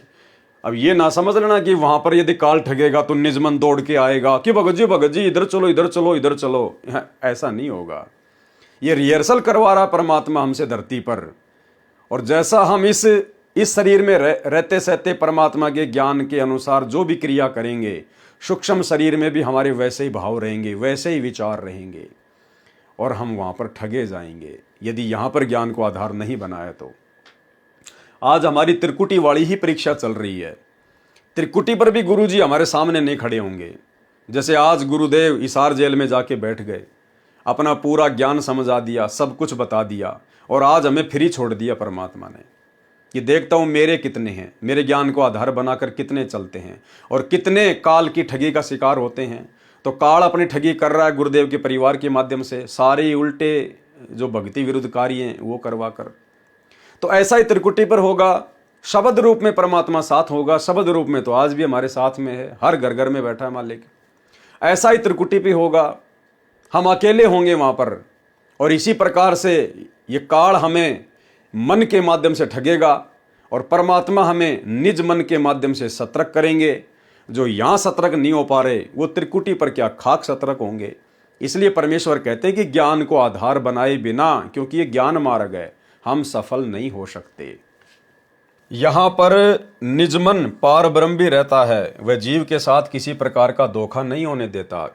जैसे हवाई अड्डे पर जाने से पहले जिस देश में जाना है उसका पासपोर्ट, वीजा व टिकट पहले ही प्राप्त कर लिया जाता है, वहां पर जाते ही उसी जहाज में बैठा दिया जाता है। जिसने जिस इष्ट लोक में जाने की तैयारी गुरु बनाकर नाम सुमरण करके कर रखी है, वह उसी लोक में त्रिकुटी से अपने शब्द गुरु के साथ चल जाता है। शब्द गुरु यानी परमात्मा हमें प्रेरणा करेंगे, दिखाई नहीं देंगे, प्रेरणा करेंगे। जैसे आज भी गुरुदेव हिसार जेल में बैठे बैठे जो मर्यादित भगत हैं उनके साथ में शब्द रूप में सदैव साथ हैं। इससे आगे सहस्रार कमल है तथा ज्योति नजर आती है। ब्रह्म उपासक इस ज्योति को देखकर अपने धन्य भाग समझते हैं। यहीं तक की जानकारी पतंजलि योग दर्शन व अन्य योगियों का अनुभव है। इससे आगे किसी प्रमाणित शास्त्र में ज्ञान नहीं है। ये काल का प्रथम जाल है। जिन भगत आत्माओं को पूर्ण सतगुरु मिल गया, उसने सत्संग सुनकर सतनाम ले लिया, वह इस जाल को समझ गया तथा नाम जपने लग गया। काल का दूसरा जाल है कि सतलोक, अलखलोक, अगमलोक व अनामी लोक, ये सब पूर्ण ब्रह्म की रचना की झूठी नकल कर रखी है। उसका प्रतिबिंब अर्थात स्वरूप डारा है। नकली शब्द बना रखे हैं। उनको सुनने का तरीका है आंख, कान, मुख, हाथ की उंगलियों से बंद करके फिर उसमें कानों पर ध्यान लगाओ। एक झींगा कीट होता है, वह झी झी की आवाज करता रहता है। उससे मिलती जुलती आवाज है, उसे अनहद झींगा शब्द कहते हैं, इसे सुनो। दूसरी साधना, दोनों आंखों की पुतलियों यानी शैलियों के नीचे को दबाओ, उसमें से नाना प्रकार का प्रकाश, नजारा, गुलजारा दिखाई देगा। तीसरी साधना बताई, ठंडा श्वास चंद्र यानी बाई नाक वाली श्वास व सूर्य गर्म श्वास दाई नाक वाली श्वास को इकट्ठा करके सुषुम्ना में प्रवेश करो। यह प्राणायाम विधि है। फिर आगे चलो त्रिवेणी पर, यह सब काल रचित है। जब साधक त्रिवेणी पर चले जाते हैं वहां 3 रास्ते होते हैं। यह त्रिवेणी काल के 21वें ब्रह्मांड में है जो कमलों की संख्या में नहीं है। बाईं ओर सहस्रार 1000 कमल दल वाला कमल है। वह काल ज्योति निरंजन का महासुरग है। इसमें घंटा तथा शंख की आवाज होती सुनाई देगी तथा फिर झिलमिल झिलमिल प्रकाश नजर आएगा। वहां निराकार रूप में काल करता रहता है, ऐसा साधक मानते हैं, परंतु वास्तव में महाब्रह्मा महाविष्णु व महाशिव रूप में आकार में है। 88,000 नगरियां हैं तथा सप्तपुरी का मंडल है, परंतु महाप्रलय में फिर समाप्त हो जाएंगे। काल जब दोबारा सृष्टि रचेगा तो फिर 84 लाख योनियों में कर्म कष्ट भोगने के लिए चले जाएंगे। यानी जो बड़े बड़े साधक जो सप्तपुरी में बैठे हैं, प्रहलाद जैसे, ध्रुव जैसे, मार्कंडे जैसे महासुरग में बैठे हैं, ये भी सब वापस आएंगे सारे के सारे, फिर गधे कुत्ते सुअर बनेंगे, 84 लाख योनियों में जाएंगे। जब ये साधक ब्रह्मरंध्र काल लोक के अक्षर पुरुष के लोक में प्रवेश होने वाले 11वें द्वार को यहाँ ब्रह्मरंध्र कहा है। वास्तव में ब्रह्मरंध्र त्रिवेणी पर है। उसकी ओर चलता है तो वहां पर बहुत भयंकर आकृतियां वाली स्त्रियों, डाकणी की व यमदूतों की पूरी फौज रहती है। भूत प्रेत डाकणी चंडाल। उस कटक दल यानी काल सेना को न तो ओम नाम से जीता जा सकता है, न किलियम से, न हरियम से, न सोहम से, न ही ज्योति निरंजन निरंकार ओंकार सोहम शक्ति श्रियम से। अब परमात्मा कहते हैं इस काल ने इतना भयंकर वहां पर बखेड़ा कर रखा है कि वहां पर ये डाकनी शाकनी चंडाल, ये भूतनियां भयंकर भयंकर आकृति वाले, ये वहां पर जीव को डराते हैं ताकि ये साधक ऊपर की यात्रा ना कर ले और ये वापस डर के भाग जाए, काल के जाल में रह जाए, फिर 84 लाख योनियों में ठोक दिए जाएं। तो गुरुदेव भगवान कह रहे हैं वो जो भयंकर जाल है वो प्रथम मंत्र के जाप से भी नहीं कटेगा, वो केवल इस ब्रह्म के ओम नाम के जाप से भी नहीं कटेगा, ना अन्य मनमुखी नाम जाप से कटेगा, राम राम सीताराम हरे राम राधे राधे श्याम मिला दे, ना ये राधा स्वामी वाले नाम, ना ये धन धन सतगुरु वाले नाम, किसी से नहीं कटेगा। वो केवल सतनाम के जाप से कटेगा। यदि आपने पूर्ण सतगुरु से सतनाम का जाप लिया हुआ है और यदि आप पूर्णतया मर्यादा में रहकर जाप करते हैं तो, अन्यथा वहां से फिर जीव को वापस नीचे पटक दिया जाता है। न ही राधा स्वामी नाम से, न ही अकाल मूर्त सौद स्वरूपी राम या सत्य पुरुष या अन्य मनमुखी नामों से जीता जा सकता है। वह केवल पूर्ण संत से उपदेश प्राप्त करके सतनाम सच्चा नाम श्वास के सुमरण करने से उनको तीर से लगते हैं, जिससे वे भाग जाते हैं, रास्ता खाली हो जाता है, ब्रह्मरंध्र खुल जाता है तथा साधक काल के असली विराट रूप में जहां रहता है, स्वरूप को देखकर उसके सिर पर पैर रखकर 11वें द्वार जो काल ने अपने सिर से बंद कर रखा है, जो सतगुरु के सत्य नाम व सार नाम के दबाव से काल का सिर सौते झुक जाता है और वह द्वार खुल जाता है। यानी उस समय भाई और बहनों हमें इस काल के वास्तविक रूप के दर्शन होंगे, जहां पर ये 11वें द्वार को बंद करके बैठा हुआ है, अपने सिर से बंद करके बैठा हुआ है। जब परमेश्वर हमें वहां लेकर जाएंगे, उस समय इस भक्ति की शक्ति से ना चाहते हुए भी गुरु हमारे साथ में होगा। वो काल अपना सर नीचे कर देगा और उसके सिर पर पैर रखवा कर परमात्मा फिर भगत को आगे की यात्रा करवाएगा। जो सतगुरु के सत्य नाम व सार नाम के दबाव से काल का सिर सौते झुक जाता है और वह द्वार खुल जाता है। इस प्रकार ये हंस परब्रह्म के लोक में प्रवेश कर जाता है। वहां काल की माया का दबाव नहीं है। कहां पर? परब्रह्म के लोक में। उसके बाद अपने आप केवल सोहम शब्द व सार नाम सुमरण शुरू हो जाता है। ओम का जाप उच्चारण नहीं होता। यानी काल के 21 ब्रह्मांड पार करते ही उसके सिर पर पैर रख के जैसे ही हम काल के 21 ब्रह्मांड को छोड़ देते हैं, अक्षर पुरुष के लोक में प्रवेश कर जाते हैं, तो वहां पर ऑटोमेटिक ओम नाम का जाप समाप्त हो जाता है, ऑटोमेटिक। और हमारा सतनाम का जो दूसरा मंत्र है उसका जाप और सार नाम जो हमें गुरुदेव भगवान देंगे वो जाप ऑटोमेटिक सूक्ष्म शरीर में जो है वो शुरू हो जाता है। चूंकि वहां सूक्ष्म शरीर छूट जाता है, अर्थात ओम मंत्र की कमाई ब्रह्म काल को छोड़ दी जाती है, यानी हमारा सूक्ष्म शरीर भी वहीं छूट जाएगा काल के 21 ब्रह्मांड तक। कारण व महाकारण भी सार नाम के सुमरण से जो केवल सुरती नृत्य से शुरू हो जाता है समाप्त हो जाते हैं। उस समय केवल कैवल्य शरीर रह जाता है। उस समय जीव की स्थिति 12 सूर्यों के प्रकाश के समान हो जाती है, इतना तेजोमय हो जाता है। सतगुरु वहां पूछते हैं कि हे हंस आत्मा, आपका किसी जीव में, वस्तु में, संपत्ति में मोह तो नहीं है? यदि है तो फिर वापस काल के लोक में जाना पड़ेगा। उसके बाद परमात्मा हमें मानसरोवर पर जाकर बैठा देंगे और वहां हमारी फाइनल परीक्षा लेगा परमात्मा। मालिक तो अंतर्यामी होते हैं, उनको तो पता ही है कि इसके मन में अभी कोई बकवाद, कोई मोह ममता, लेकिन परमात्मा हमसे पूछेंगे। लेकिन वहां जाने के बाद में परमात्मा ने बताया कि वहां जाने के बाद ये जीव किसी भी प्रकार की मोह ममता के चक्कर में नहीं पड़ता है, क्योंकि सारे लफड़े ये देख चुका होता है। जिनके अंदर बकवाद होती है, मोह ममता में कोई आसक्ति होती है, परिवार कार कोठी संपत्ति यहीं पे रहने की कोई इच्छा होती है, उनको परमात्मा वहां तक लेकर ही नहीं जाएगा। उनको तो परमात्मा काल के 21वें ब्रह्मांड में मानसरोवर पर ही फैल कर देगा। उनको तो परमात्मा त्रिकुटी तक ही फैल कर देगा, वहां तक की यात्रा होगी नहीं। वहां तक तो वही आत्मा जाएंगी जो हर प्रकार से अपना पीछा छुड़वा चुकी होंगी। लेकिन परमात्मा वहां पर भी आत्मा से पूछेगा। सतगुरु वहां पूछते हैं कि ये हंस आत्मा, आपका किसी जीव में, वस्तु में, संपत्ति में मोह तो नहीं है? यदि है तो फिर वापस काललोक में जाना होगा।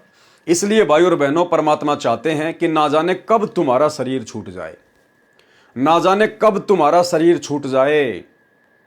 अब भगत का शरीर छूटेगा, यदि भगत मर्यादा में है, शरीर छूटेगा उसका, तो भगत तो फिर सतलोक की उम्मीद करेगा।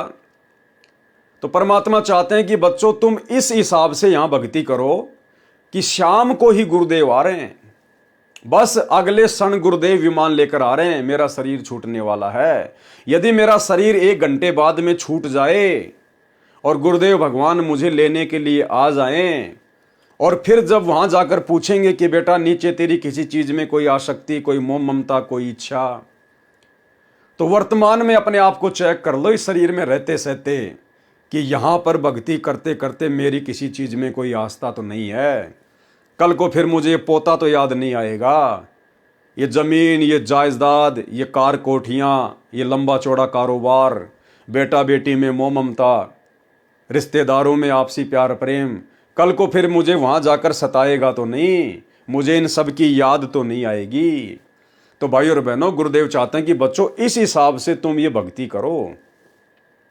जब भी तुम रोजाना सुबह उठो तो ये सोचो कि आज मेरा नंबर सतलोक जाने का है, और गुरुदेव भगवान के द्वारा ली जाने वाली वहां पर उस परीक्षा में मैं पास होने के योग्य हूं या नहीं हूं, यहां पर किसी चीज में मेरी आस्था है या नहीं है, जरा भी, 1% भी।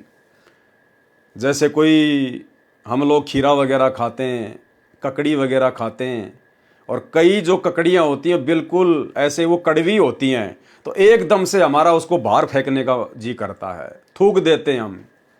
जब तक इस प्रकार से आप और हम भाई बहनों का इस भक्ति की शक्ति से, भक्ति के प्रभाव से, गुरु ज्ञान से, जब तक हमारा इस प्रकार से मन खट्टा नहीं हो जाएगा इस 21 ब्रह्मांड से, इस नकली संपत्ति से, इस परिवार से, तब तक भाई और बहनों हम वहां पर परीक्षा में पास होने के योग्य नहीं हो सकते।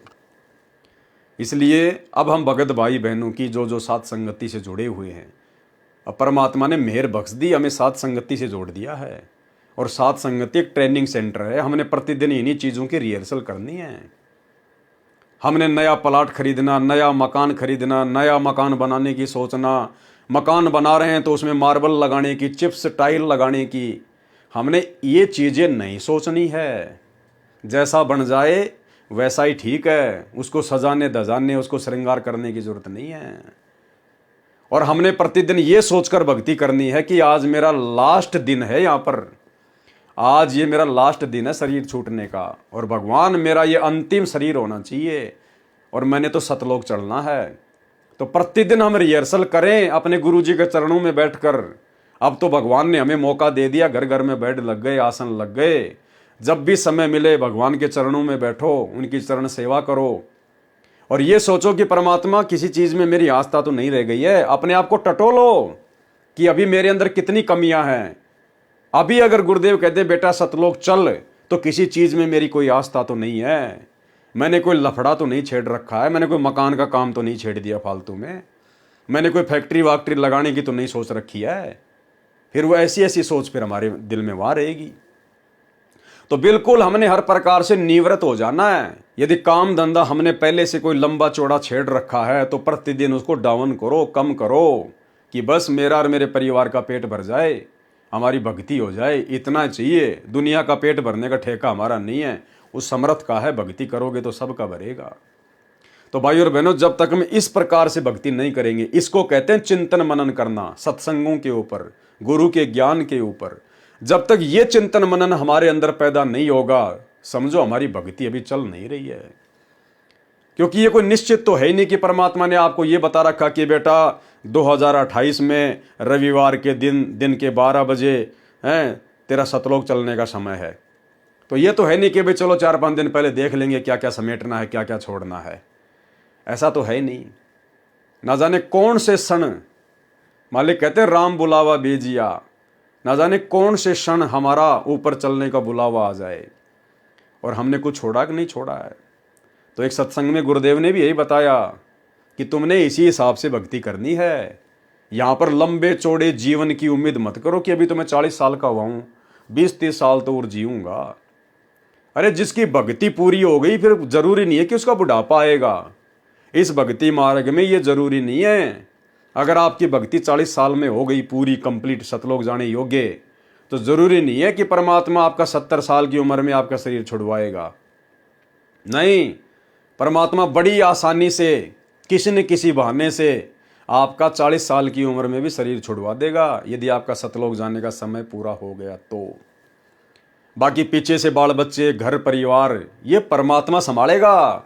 अगर युवा अवस्था में और अगर आपकी सहज मृत्यु होती है और आप मर्यादा में हैं, भक्ति सही चल रही है, तो ये भी हमारी परीक्षा होगी कि यार अभी तो मैं जवान था, अभी मेरा कोई मरने का समय थोड़ी आ गया है, मेरे छोटे छोटे बच्चे, फिर इनका क्या होगा। ये परीक्षा होगी हमारी। अगर हमारे मन में इतना भी आ गया, अगर मैं गुरु शरण में हूं या परिवार गुरु शरण में है, और अगर इतना भी अगर हमारे मन में आ गया ना कि अभी तो मेरी उम्र है ही कहाँ मरने की, और पीछे से इन बच्चों का क्या होगा, तो भी हम फेल हो गए उसी समय। क्योंकि जो भावना यहाँ होगी मरने से पहले, वो ही वहाँ होगी। तो वहाँ पर परमात्मा हमारे को इस प्रकार से परीक्षा में फेल कर देगा। हम वहाँ चाहे कितना छुपाएं, चाहे कितना झूठ बोलें, लेकिन परमेश्वर से नहीं छुपा सकते। हम डबल दोषी हो जाएंगे अगर मन में छुपा लिया तो।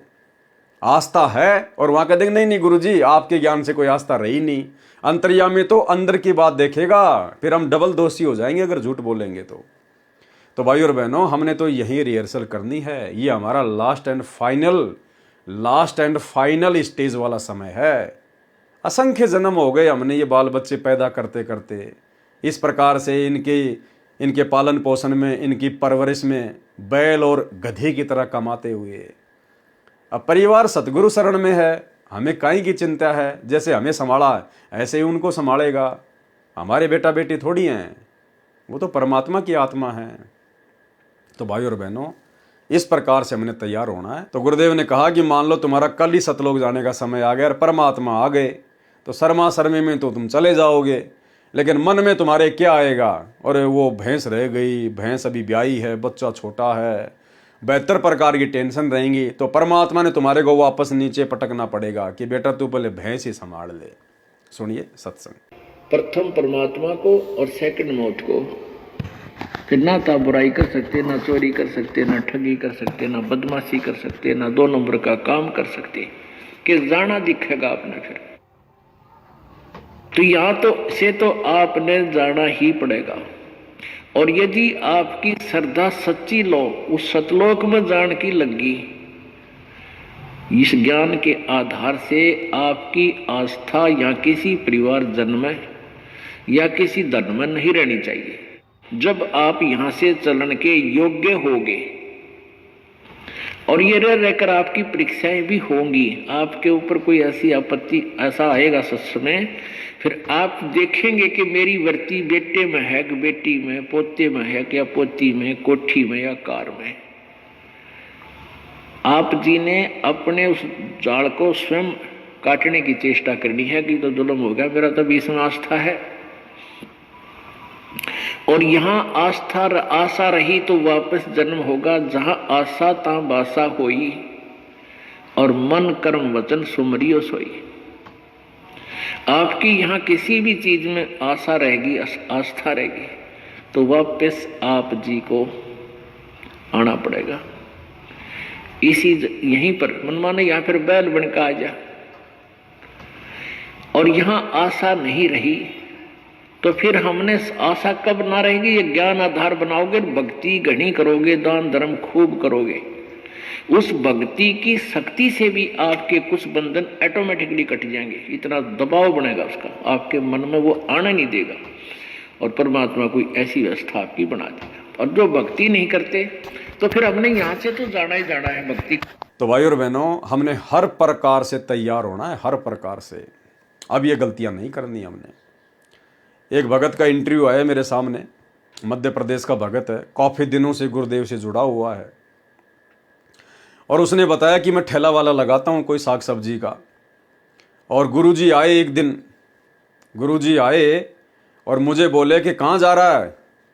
मैं बोला गुरुजी ठेले पे जा रहा हूँ। मतलब उस भगत ने गुरुजी को देख लिया और फिर भी अपने ठेले की तरफ ही जा रहा है। गुरुजी ने बोलना पड़ा रहा है, भगत आत्मा कहाँ जा रहा है? बोला जी ठेले पे जा रहा हूँ। ये नहीं रे गुरुजी आ गए चरणों में गिर जाऊं, बाढ़ में गया ठेला, 2 दिन बाद में लगा लूंगा, नहीं। गुरुजी को देख के मैं अपने ठेले पे जा रहा था। गुरुजी ने टोकना पड़ा रहा, रुक जा, कहाँ जा रहा है? बोले ठेले पे जा रहा हूँ। बोले इधर आ। हाँ गुरुजी, सतलोक चलेगा? तो वो भगत सोच में पड़ गया। बोला यार क्या बोलूँ अब गुरुजी को, अगर ये कहूँगा कि गुरुजी नहीं चलूँगा तो कहीं गुरुजी नाराज़ ना हो जाए, और अगर कह दूं कि गुरुजी जाऊंगा तो पता नहीं फिर गुरुजी वापस छोड़ेंगे कि नहीं छोड़ेंगे। तो मतलब मैं तो टेंशन में आ गया। तो मैंने कहा गुरुजी आप मेरे को वापस कब तक छोड़ दोगे, क्योंकि उसके ठेले का टाइम हो गया ना, शाम को उसको ठेला लगाना। तो गुरुजी को कह रहा कि गुरुजी मुझे वापस कब तक छोड़ दोगे, मुझे कितने घंटे में छोड़ दोगे। तो अब गुरुजी उसको ऊपर लेके गए, क्या किया क्या नहीं किया। आप उस भगत भाई का ये इंटरव्यू देख लीजिएगा, आपको भी हंसी आएगी भाई और बहनों, मूर्खता के ऊपर। यानी कोई नया भगत नहीं, वो काफी समय से जुड़ा हुआ है। अब बताओ, परमात्मा इस प्रकार से भी रिहर्सल करता है भाई और बहनों। अब उस नालायक का वो टाइम आ गया था, उस नालायक को परमात्मा ने दया बख्शी थी उसके ऊपर। लेकिन देख लो, परमात्मा हमें दिखाते इस प्रकार के एग्जाम्पल भी, इस प्रकार के नमूने, कि बच्चों तुम ये गलती ना कर देना। फिर तुम क्या भक्ति कर रहे हो? भगवान आ गया और तुम अपनी सब्जी की दुकान पे जा रहे हो। भगवान कह रहा है सतलोक चलेगा, तुम सोच में पड़ गए कि चला गया तो फिर वापस छोड़ेंगे कि नहीं छोड़ेंगे। बताओ, ये भक्ति हो रही है ये? तो ये हाल है हमारे सतलोक आश्रम से जुड़े हुए भाई बहनों का। तो उस भाई का भी छोटा सा इंटरव्यू सुन लीजिए आप जी। नमस्कार दोस्तों, काल की दुनिया में आपका स्वागत है। आज हम बात करेंगे ऐसे शख्स के बारे में जिसका संघर्ष देखने के बाद आप हैरान हो जाओगे। वह कैसा संघर्ष है और कैसे करते हैं अपना संघर्ष, आगे तक जानने के लिए वीडियो में आप बने रहें और अंत तक देखना, क्योंकि इस वीडियो को देखने के बाद आपको परमात्मा का मूल्य पहचान होगी कि परमात्मा पाने के लिए कोई भी शख्स इतना संघर्ष कैसे कर सकता है। मैं बैठा था 4 बजे रात को ध्यान में बस मैं आंख बंद करके मंत्र जाप कर रहा था, सांस से सुमरन कर रहा था। उसी में थोड़ा सा नींद आया, बस मैं अपने रेड़ी पे आ गया। वहां से गुरुजी सतलोक से आए, मैं मतलब अपने रेड़ी पे आ रहा था, गुरुजी आ रहे थे, देखा आ रहे हैं, पर मैं इधर मुड़िया तो गुरुजी सट से आगे मेरा हाथे पकड़ लिए। तो कहाँ जा रहा है तू? मैं बोला गुरुजी रेड़ी पे जा रहे थे। बोले रेड़ी पे क्या? जब मैं खुद आ गया तो वहाँ तो मैं ही रहता हूँ, तो मैं तेरे पास आ गया, अब कहाँ जाने की जरूरत, इधर आ। मैं बोला ठीक है गुरुजी। तो बोले कि सतलोक चलेगा क्या? मैं बोला गुरुजी सतलोक जाने बोल रहे हैं, जाओ कि नहीं जाओ। फिर मन में थोड़ा सा ये हो गया कि अगर नहीं बोलूंगा तो नाराज हो जाएंगे, और बोलूंगा तो ले जाएंगे, पता नहीं छोड़ेंगे कि नहीं, मरे पड़ा रह जाऊं। तो मैं बोला गुरुजी कितने टाइम तक ले जाओ? बोले चल जल्दी ले आ जाऊंगा, ले आके छोड़ दूंगा जल्दी। मैं बोला चलो फिर। तो बोले कि सतलोक चलेगा क्या? मैं बोला गुरुजी सतलोक जाने बोल रहे हैं, जाऊं कि नहीं जाऊं? फिर मन में थोड़ा सा ये हो गया कि अगर नहीं बोलूंगा तो नाराज हो जाएंगे, और बोलूंगा तो ले जाएंगे, पता नहीं छोड़ेंगे कि नहीं, मरे पड़ा रह जाऊं। तो मैं बोला गुरुजी कितने टाइम तक ले जाओ? बोले चल जल्दी ले आ जाऊंगा, ले आके छोड़ दूंगा जल्दी। मैं बोला चलो फिर। तो भाई और बहनों, आप और हम सत्सेवकों ने बिल्कुल भी इस प्रकार की गलती नहीं करनी है, बिल्कुल भी। अब इसी इंटरव्यू में आपने सुना कि उस भगत के पास में एक भगत और आ गया, जिस भगत ने उसको जोड़ा था उससे भी पहले से जुड़ा हुआ। और जब उसने आकर देखा कि इसने तो घर पर अपना मतलब दिया बाती जला रखा है, जैसे हम लोग अपना हवन यज्ञ करते हैं, तो वो जो भगत जो पहले से जुड़ा हुआ है वो उसको कह रहा है, बोले तूने दीपक क्यों जला रखा घर में? बोला गुरुजी की जोत जला रहा हूं। अरे बोलो गुरुजी मर थोड़ी गए, अभी गुरुजी मर थोड़ी गए, अभी क्यों जोत जला रहा है तू? तो बताओ, ऐसे ऐसे महान मूर्तियां हैं। क्योंकि भाई और बहनों, इन आश्रमों में कोई ज्ञान चर्चा नहीं, भगत को समझाया नहीं जाता, कोई नियम मर्यादाओं का पाठ नहीं पढ़ाया जाता, ज्ञान आधार से कोई साथ संगतियां नहीं होती। इसलिए ये हाल है परमात्मा की संगत में। तो आप और हमारे ऊपर विशेष दया बख्शी है। गुरुदेव भगवान ने नीर खीर का निवेरा करवा दिया, परमात्मा ने हंस श्रेणी में लाके खड़ा कर दिया हमें। तो हमने तो भाई और बहनों अब इस प्रकार से भक्ति मार्ग पर तैयार होके, बिल्कुल जैसे किसी लड़की की शादी होती है और वो बिल्कुल सज धज के 16 श्रृंगार करके वो तैयार रहती है कि कब मेरा पति आवे और कब मैं उसके साथ माता पिता के घर को छोड़कर जाऊं। वो झूठ मूठ में जरूर थोड़ा बहुत ऐसे रोती है कि इतने साल माँ बाप के पास रही हूं, अगर हंसते हंसते जाऊंगी तो लोग क्या कहेंगे, लेकिन अंदर उसके वो लड्डू फूट रहे होते हैं, वो दिखावे में आंसू निकालती है, अंदर उसकी बड़ी खुशी होती है कि मेरा पति आ गया, अब मैं मेरे नए घर में जाऊंगी।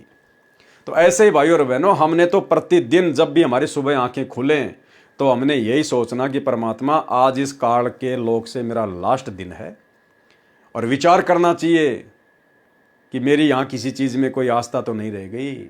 जब भी समय मिले परमात्मा के चरणों में एकांत में बैठ के अपने अंतर मन को टटोलना चाहिए कि किस चीज़ में मेरी आस्था है, अगर है तो वो किस प्रकार से हटेगी, कैसे मैं उसको दूर कर सकता हूँ। हमने अब इन पॉइंटों पर विचार करना पड़ेगा। इसको कहते हैं चिंतन मनन करना, सत्संगों पे मंथन करना। जिस प्रकार दही को मथे बिना मक्खन नहीं निकलता, ऐसे सत्संगों के ऊपर चिंतन मनन किए बिना, विचार किए बिना कि परमात्मा चाहते क्या हैं, सत्संग क्यों किए जाते सत्संग, खाली सुनने के लिए नहीं, सुनने के बाद में चिंतन मनन करने के लिए, तो तब तक वो सार वस्तु निकल के नहीं आएगी। तो भाई और बहनों, ये फाइनल स्टेज का समय है, और ये बातें जो आपको यहाँ सुनने को मिल रही हैं, ये बातें आपको इन सतलोक आश्रमों में लाख जन्मों में नहीं मिलेंगी। तो अब हमने पीछे नहीं हटना है अपने आत्म कल्याण के मार्ग में। सतगुरु वहां पूछते हैं कि हे हंस आत्मा, आपका किसी जीव में, वस्तु में, संपत्ति में मोह तो नहीं है? यदि है तो फिर वापस काललोक में जाना होगा। और सतलोक आश्रम से जुड़ा हुआ एक भगत भाई, जिसका इंटरव्यू मैंने आपको पहले भी दिखाया था, उसने यहां तक की सारी बातें बताई कि परमात्मा मुझे वहां तक लेके गए, मानसरोवर तक, और मानसरोवर में जाने के बाद भी 2 लाइन लगती है, 2 लाइन। जो भगत वहां पर भी अपनी थोड़ी बहुत कोई कमजोरी दिखा देते हैं तो परमात्मा फिर उनको सतलोक वाले विमान में नहीं बैठाता, उनको दूसरी लाइन में खड़ा कर देता कि बेटा अभी तेरे को नीचे जाना है। तो उस भगत का भी इंटरव्यू सुन लीजिए। यानी भाई और बहनों, भयंकर रूप से बहुत बड़ा ये बखेड़ा है, और इस बखेड़े को हम केवल सतगुरु की मेहर प्राप्त करके ही काट सकते हैं। और मेहर मिलेगी गुरुदेव के विशेष कृपा पात्र होकर। हर प्रकार से हमने गुरुजी का बनना पड़ेगा। तमेव माता च पिता तमेव, तमेव बंधु च सखा तमेव, तमेव विद्या च द्रविणम तमेव, तमेव सर्व मम देव देव। साधु माई बाप है, साधु भाई बंद, साधु मिलावे राम से, साधु काटे यम के फंद। हमने तो हर प्रकार से हमारा हर रिश्तेदार अपने गुरुजी को समझना होगा। हमारी सबसे कीमती वस्तु संपत्ति अपने गुरुजी को समझनी पड़ेगी, भक्ति को समझनी पड़ेगी। तब हमारा इस नकली संपत्ति से और इन रिश्तेदारों से हमारा मोह हटेगा। सुनिए। जो मगर तार बताते परमात्मा सत्संग के अंदर, उस मगर तार पे भी चढ़ता हूँ, कई बार परमात्मा बोलते हैं कि मैं जहाज़ों से भर के ले जाऊंगा, तो एक समुद्र पे परमात्मा का जहाज आता है, उसमें कई जनता इकट्ठी हो जाती है और परमात्मा उसमें 2 लाइन लगवाते हैं और कहते उसमें मतलब उस जहाज में बिठाने के लिए छटनी होती है। जो पूर्ण भगत हैं उनको मतलब अलग किया जाता है और जो थोड़े कच्चे रहते हैं उनको अलग किया जाता है। परमात्मा ने मुझे ये दृश्य भी दिखाया है। तो भाई और बहनों, कितना सावधान होने की आवश्यकता है। ये वीडियो जो परमात्मा बनवा रहे हैं इन पुस्तकों के ऊपर सात संगतियों के माध्यम से, ये भाई और बहनों लास्ट चेतावनी है, अंतिम चेतावनी है ये। अब हमने हर प्रकार से सज धज के तैयार रहना है, आध्यात्मिक श्रृंगार करके। भगत के 16 आभूषण कौन से हैं, वो सारी बातें इस वीडियो के बाद अगली वीडियो में परमात्मा हम पर दया करेंगे, क्योंकि इस कबीर सागर के सरलार्थ में हर प्रकार से सारी कमजोरियां निकालने की पूरी बातें लिखी हुई हैं। तो हमने प्रत्येक वीडियो को जो जो हम आगे बढ़ें, हमने प्रत्येक वीडियो को बहुत सावधानी से देखना भी है और उन बातों को हमने अपने जीवन में लागू करते हुए आगे बढ़ना है। एक मनोरंजन की दृष्टि से ये वीडियो नहीं देखने, हमने एक टाइम पास की दृष्टि से नहीं देखने हैं, अन्यथा परमात्मा के बहुत बड़े दोषी बन जाएंगे। परमात्मा हमें फाइनल स्टेज पर खड़ा करके हमारे अंदर जो भी कमियां हैं वो हमें याद दिला रहे हैं और कैसे हम उन कमियों को दूर कर सकते हैं, क्योंकि हम सतगुरु की शरण में हैं, हम अन्य जगत वाले लोगों की श्रेणी में नहीं हैं। उन लोगों का तो यही मरना, यही गधे कुत्ते बनना, यही मोह ममता में ब्याह शादी पार्टी वार्टी जो भी है उनको तो यही मरना है। हमने सतलोक चलना है, इसलिए हमारे लायक जो बातें हैं, जो सावधानियां हैं, वो परमात्मा हमें फाइनल अब इस कबीर सागर के सरलार्थ के माध्यम से और उसके बाद मुक्ति बोध के माध्यम से परमात्मा बिल्कुल क्लियर कर देना चाहते हैं 2028 से पहले पहले कि बच्चों, मेरे हिसार जेल से बाहर आने से पहले पहले हर प्रकार से इस आत्मा के जो 16 श्रृंगार हैं उनको धारण करके तैयार बैठे रहना कि कब हमारा दुल्ला, हमारा गुरुदेव भगवान आएगा विमान लेके और कब हम यहाँ से चलें। इस प्रकार से अगर यूं ही अगर गफलतबाजी में चलते रहे, भक्ति भी कर रहे हैं, अन्य परंपराओं का निर्वाह भी कर रहे हैं, कोई होश ही नहीं है, मर्यादा तोड़ देते हैं, बात बात पे नाम शुद्ध करवा जाते हैं, तो फिर ये सतलोक जाने के लक्षण नहीं है। सतगुरु वहां पूछते हैं कि हे हंस आत्मा, आपका किसी जीव में, वस्तु में, संपत्ति में मोह तो नहीं है? यदि है तो फिर वापस काल के लोक में जाना होगा। परंतु उस समय ये जीवात्मा काल का पूर्ण जाल पार कर चुकी होती है। परमात्मा कहते हैं कि वहां पर चांस बहुत ही कम होते काल के जाल में फंसने के। वापस जाने को आत्मा नहीं मानती, तब कह देती है कि नहीं सतगुरु जी, अब उस नरक में नहीं जाऊंगा। तब सतगुरु उस हंस को अमृत मानसरोवर में स्नान करवाते हैं। उस समय उस हंस का कैवल्य शरीर तथा सर्व आवरण समाप्त होकर आत्म तत्व में आ जाता है। ये मानसरोवर पर ब्रह्म के लोक तथा सतलोक के बीच में बने शून्य स्थान में है, जहां से भंवर गुफा प्रारंभ होती है। उस समय इस आत्मा का स्वरूप 16 सूर्यों जितना तेजोमय हो जाता है तथा 12वें द्वार को पार कर सतलोक में प्रवेश कर सदा पूर्ण मोक्ष के आनंद को पाती है। यह पूर्ण मुक्ति है, इसको कहते हैं पूर्ण मोक्ष। और इस पूर्ण मोक्ष को प्राप्त करने के लिए भाई और बहनों, हमने किस कदर तैयारी करनी पड़ेगी इस स्थूल शरीर में, इस धरती पर, इस भक्ति को करते करते। तो इस प्रकार से हमने हर प्रकार से सावधानियां बरतते हुए आगे बढ़ना है। यह आत्मा भूलकर भी वापस काल के जाल में नहीं आती। एक बार सतलोक जाने के बाद, जैसे बच्चे का एक बार आग में हाथ जल जाए तो वह फिर उधर नहीं जाता, उसे छूने की कोशिश भी नहीं करता। वाणी नंबर 14 में साहिब कबीर बता रहे हैं कि यह संसार उल्टा लटक रहा है, जैसे किसी कुएं में अमृत भरा है, अर्थात परमात्मा का आनंद इस शरीर में है। वह 10वें द्वार के पार ही है, जो इस शरीर के अंदर नीचे को मुख वाला सुषमना द्वार है। जो सुषमना में से पार हो जाता है वही भगत लाभ प्राप्त करता है। यह साधना नाम व गुरु धारण करके ही बनती है। वाणी नंबर 15 में सतगुरु कबीर साहिब जी भेद दे रहे हैं कि जब काल का साधक ओम नाम का जाप परमात्मा को निर्गुण जानकर गुरु धारण करके करता है, तो काल स्वयं उस साधक के गुरु का नकली शब्द रूप बनाकर आता है तथा महास्वर्ग महाइंद्र लोक में ले जाता है।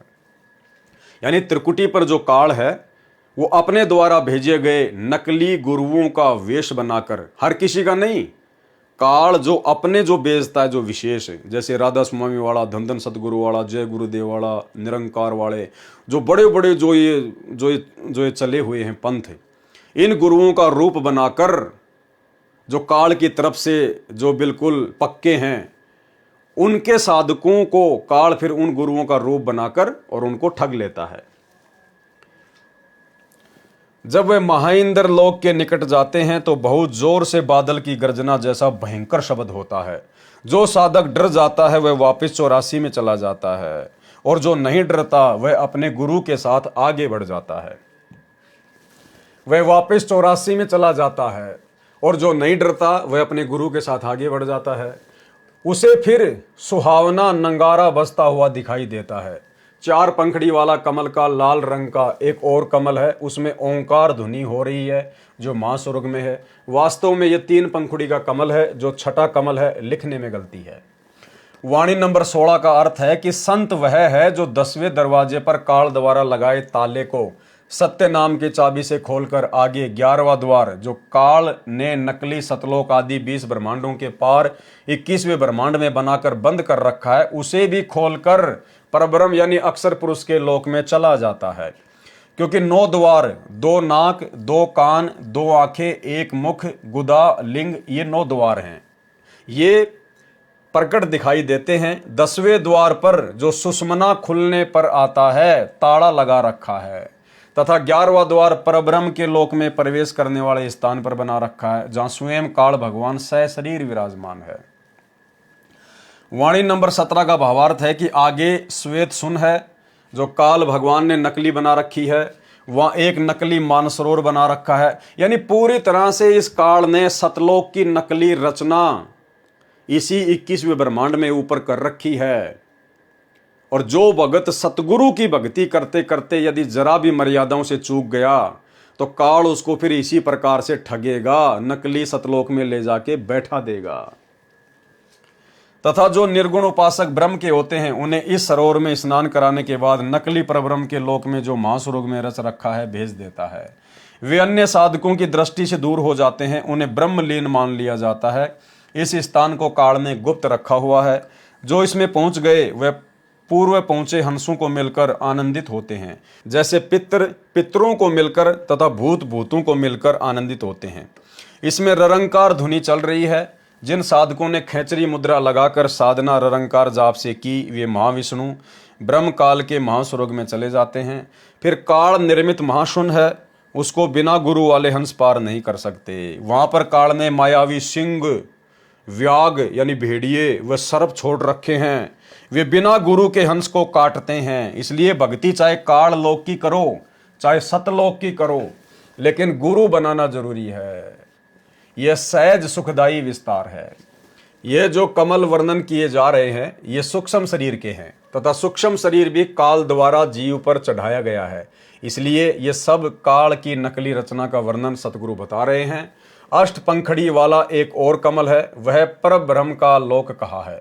वास्तव में यह वह स्थान है जहां पर पूर्ण ब्रह्म अन्य रूप में निवास करता है, तथा वहां न ब्रह्म काल जा सकता है तथा न तीनों देव ही जा सकते हैं। इसलिए इसे भी परब्रह्म कहा जाता है। उसके दाएं हिस्से में 12 भगत रहते हैं। उसके बाएं में 10 दल का कमल है जिसमें कर्म सन्यासी निर्गुण उपासक रहते हैं।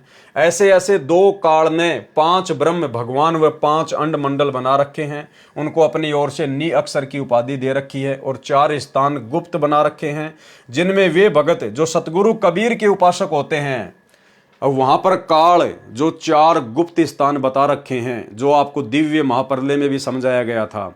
काल वहां पर किन भक्तों को धोखे में डाल के रखता है, जिनमें वे भगत जो सतगुरु कबीर के उपासक होते हैं। जैसे आज सतगुरु कबीर जी हमारे पूज्य गुरुदेव भगवान के रूप में हैं और हम इनके भगत हैं। यदि इनकी भक्ति हम पूरी नहीं कर पाए, यदि हम पूर्णतया सफल नहीं हो पाए, फेल हो गए, जिनमें वे भगत जो सतगुरु कबीर के उपासक होते हैं तथा फिर दोबारा काल भक्ति करने लग जाते हैं, उनसे काल ब्रह्म निरंजन इतना नाराज हो जाता है कि उन्हें कैदी बनाकर इन गुप्त स्थानों पर रख देता है तथा वहां मां कष्ट देता है। यानी जैसे जो विशेष जो खूंखार जो कैदी होते थे उनको अंग्रेज क्या करते थे, पहले अंडमान निकोबार काला पानी की सजा दे देते थे और महाकष्ट देते थे। ऐसे ही जो व्यक्ति वर्तमान में कबीर परमेश्वर सतगुरु रामपाल जी की भक्ति कर रहा है और किसी भी कारण से यदि वो भक्ति पर सफल नहीं हो पाया, यानी वो सतगुरु की भक्ति को छोड़ देता है और अन्य दूसरी साधना करने लग जाता है या नहीं करता है, लेकिन सतगुरु रामपाल जी की भक्ति छोड़ देता है कुछ समय करके, 2, 4, 5, 10 साल करके, फिर काल उन भक्तों से बहुत भयंकर तरीके से नाराज हो जाता है और उनको गुप्त स्थानों पर, गुप्त कैद में, अंडमान निकोबार जैसी जगह पर डाल देता है जहां उनका कोई किसी प्रकार का ध्यान नहीं रखा जाता और महाकष्ट फिर वो भोगते हैं। वहां पर आगे 2 पर्वत हैं, उनके बीचों बीच एक रास्ता है। वहां काल के उपासक जो गुरु पद पर होते हैं उन्हें कुछ दिन इस स्थान पर रखता है। इसे भंवर गुफा भी कहते हैं। वहां पर ये हंस गुरुजन मौज मारते हैं। ये नकली गुरु जो होते हैं, थोड़े समय काल इनको वहां पर मौज मस्तियां करवाता है। तथा वहां सोहम शब्द की सवते धुनी चल रही है और मुरली भी मीठी मीठी बज रही होती है। तथा उस स्थान में हीरे पन्ने जड़े हुए हैं। बहुत ही मनोरम स्थान बना रखा है। जब इस सोहम मंत्र द्वारा किए जाप से अक्सर पुरुष परब्रह्म के लोक से पार होने पर नकली सतलोक आता है। परब्रह्म रूप धारण कर काल ही धोखा दे रहा है। काल ने अक्सर पुरुष का रूप बनाकर झूठा मूठा और इसने जीवों को धोखा देने के लिए वहां पर अपना पूरा सिस्टम सेट कर रखा है। उसमें महक उठती रहती है जो बहुत विस्तृत स्थान है। यहाँ पर काल उपासक विशेष साधक मार्कंडे ऋषि जैसे ही पहुंच पाते हैं। यहाँ काल स्वयं सतपुरुष बना बैठा है। वहां पर अपने आप धुनी हो रही है। वहां पहुंचे हंस उस महाविष्णु रूप में बैठे नकली सत्य पुरुष पर आदर से चवर करने लगते हैं कि हम तो आ गए सतलोक में हैं, हमारे परमात्मा बैठे हैं, कबीर जी हमारे गुरु जी बैठे हैं, उन पे चवर करने लग जाते हैं तथा आनंदित होते हैं। उस काल रूपी सत्य पुरुष का रूप हजारों सूर्य और चंद्रमाओं की रोशनी हो ऐसा सत्य पुरुष से कुछ मिलता जुलता रूप बना रखा है धोखा देने के लिए। कहने का मतलब है भाई और बहनों, कितना भयंकर जाल मकड़ी वाला इस काल में हम जीव आत्माओं को यहीं पर फंसाए रखने के लिए बना रखा है। और यदि हम किसी भी प्रकार से मर्यादाओं में कमजोर रह गए, श्रद्धा और भाव में यदि हमारे कमजोरी रही, यदि गुरु को पूर्णतया इष्ट नहीं माना, उसी डाडी मूछ वाली कबीर जी की फोटो को पूजते रहे, गरीबदास जी का बोध दिवस मनाते रहे, दादा गुरु जी की फोटो को दरबार में के दंडवत मारते रहे, तो कहने का मतलब है भाई और बहनों, ये फिर हमारे साथ में बीतेगी। फिर हम पार नहीं हो पाएंगे। फिर परमात्मा हमें इस ट्रैफिक के अंदर से लेकर जाएगा और हमें किसी न किसी बहाने कहीं न कहीं परमात्मा हमें फैल करेगा। और जो भगत यहाँ पर सत्सेवकों वाली भक्ति कर रहे हैं, साथ संगतियों से जुड़कर पूर्णतया जो केवल अपने गुरु जी पर आश्रित हैं, शौपन में भी हमें अपने गुरु के अलावा कोई और परमात्मा दिखाई नहीं देता। हर प्रकार से गुरु जी पर आसक्त हैं, समर्पित हैं, गुरु जी से बढ़कर कुछ नहीं, कोई नहीं, और मर्यादा भी पूरी, हर प्रकार से विषय विकारों से दूर। तब कहीं जाकर परमात्मा हमें बाईपास लेकर जाएंगे। हमें फिर परमात्मा इस लफड़े से नहीं लेकर जाएंगे, इस काल के मकड़ जाल से नहीं लेके जाएंगे, नहीं तो कहीं न कहीं हम लोग चकरा जाएंगे, धोखा खा जाएंगे वहां पर। इसलिए परमात्मा फिर हमें बाईपास ले जाएगा। तुम कर दो पल में पार हो जा रजा थारी, क्योंकि फिर वो मेहर काम आएगी गुरुदेव की, वो ग्रेस मारक हमें ऐसे काम आएंगे। एक क्षण में परमात्मा सतलोक में बैठा देगा, सौपन जैसा होगा। इसलिए हमने तो उस आधार से और उसी हिसाब से साथ संगति से जुड़े रहकर अपने परमात्मा को प्रसन्न करना है और भर भर के जोड़ी हमने परमात्मा की मेहर प्राप्त करते रहना है। फिर स्वयं ही अलग पुरुष बनकर बैठा है तथा अलग लोक बना रखा है। फिर स्वयं ही अगम पुरुष बनकर अगम लोक में वह अपनी अनामी पुरुष बनकर अकल लोक में सबको धोखा दिए बैठा है तथा कहता है कि वह तो अवर्णनीय है, ये वही जानेगा जो वहां पहुंचेगा। कबीर साहिब जी ने शब्द के अंत में कहा कि यह सब काया स्थूल व सूक्ष्म शरीर के कमलों का न्यारा न्यारा विवरण आपके सामने कर दिया है। यानी 21 ब्रह्मांड की एक ब्रह्मांड की जो हमारे इसी शरीर में है, परमात्मा ने उस शब्द के माध्यम से पूरा वर्णन कर दिया इस काल के लोक का। यह सब वर्णन रचना का भेद आपको बताया है। ये दोनों शरीर स्थूल व सूक्ष्म के अंदर हैं, काया के अंदर ही हैं। इस काल की माया प्रकृति ने अपनी चतुराई से झूठी रचना करके सतलोक की रचना जैसी ही ब्रह्मांड में नकली रचना कर रखी है। फिर भी इसमें और वास्तविक सतलोक में दिन और रात का अंतर है। जैसे बारीक नमक तथा बूरा में कोई अंतर दिखाई नहीं देता, परंतु स्वाद भिन्न है। कबीर साहिब कहते हैं कि हमारा मार्ग विहंगम यानी पक्षी की तरह है। जैसे पक्षी जमीन से उड़कर सीधा पेड़ की चोटी पर पहुंच जाता है। काल साधकों का मार्ग पपील मार्ग है। पपील यानी चींटी, जैसे चींटी जमीन से चलकर वृक्ष के तने से फिर डार व टहनियों पर से ऊपर जाती है। तो भाई और बहनों, हमने तो परमात्मा की विहंगम चाल का फायदा उठाना है कि परमात्मा एक क्षण में हमारे को सतलोक ले जाएं। और जो भगत पूरी आस्था पूरी श्रद्धा अपने गुरु में बनाएंगे नहीं, इसी प्रकार से एक दूसरे भगत की देखा देखी मर्यादा तोड़ते रहेंगे, राजनेताओं के रैलियों में धक्के खाते रहेंगे, लड्डू जलेबी बर्फी के चक्कर में अपने घर पर पांचों यज्ञ ना करके उन फर्जी आश्रमों में जा जाके करते रहेंगे, या जैसा भी काल का जाल होगा आने वाले समय में, जो भगत उनमें फंसता रहेगा भाई फिर वो चींटी वाले मार्ग से जाएगा। एक होता है विहंगम यानी पक्षी का मार्ग, जो परमात्मा का मार्ग है। पक्षी जमीन से उड़ा, डायरेक्ट पेड़ की चोटी पर जाके बैठ गया, कोई निशान भी नहीं है। और एक होता है चींटी वाला मार्ग, पपील मार्ग। चींटी नीचे से चलेगी, उसकी कितनी धीमी जो है चाल होती है, फिर वो पेड़ का जो तना है उस पे चढ़ेगी, फिर डार पे जाएगी, फिर टहनियों पे जाएगी, फिर जो है पत्तों पे जाएगी। तो कितना समय लगा, कितनी मेहनत हुई। तो भाई और बहनों, हमने तो मालिक की विहंगम चाल का फायदा उठाना है, और वो फायदा मिलेगा साध संगति से जुड़कर, प्रत्येक मर्यादा में रहकर, गुरु को भगवान मानकर अपनी भक्ति को सफल करने से। कबीर साहिब कहते हैं कि हमारा मार्ग विहंगम यानी पक्षी की तरह है। जैसे पक्षी जमीन से उड़कर सीधा वृक्ष की चोटी पर पहुंच जाता है। और काल साधकों का मार्ग पपील मार्ग है। जैसे चींटी जमीन से चलकर वृक्ष के तने से फिर डार व टहनियों पर से ऊपर जाती है। त्रिकुटी से कबीर साहिब के हंस विमान में बैठकर उड़ जाते हैं। देखो क्या कह रहे परमात्मा। फिर त्रिकुटी से कबीर साहिब के हंस, हंस कौन होता है भाई और बहनों? ये हंस लिखा है मालिक ने। हंस जो हर प्रकार से निर्विकार, कहे कबीर सोई जन मेरा, जो नीर खीर का करे निबेरा। अब 90% सत्संग जो सतलोक आश्रमों से जुड़ी हुई है वो हंस की श्रेणी में नहीं है। हंस का परमात्मा ने एक जो है वो गुण बताया कि आप हंस को 1 किलो पानी 1 किलो दूध दोनों को आपस में मिला के हंस के सामने रख दो। हंस क्या करेगा? दूध पिलेगा, पानी को छोड़ देगा। आज इस परीक्षा के समय में परमात्मा ने ज्ञान और अज्ञान दोनों मिक्स कर दिए। अब भगत लोग समझ ही नहीं पा रहे कि ज्ञान क्या है और अज्ञान क्या है। जैसा गुरुजी का परिवार कह रहा है, आंख बंद करके फॉलो कर रहे हैं। नरेंद्र मोदी की रैली, हाँ जी चलो रैली में, उठाया थैला चलो। हरियाणा के जाट आरक्षण में गुरुजी का आदेश आ गया, चलो जी गुरुजी का आदेश आ गया। कहां आदेश आया, किसको आदेश दिया, किसने देखा, कोई लेना देना नहीं है।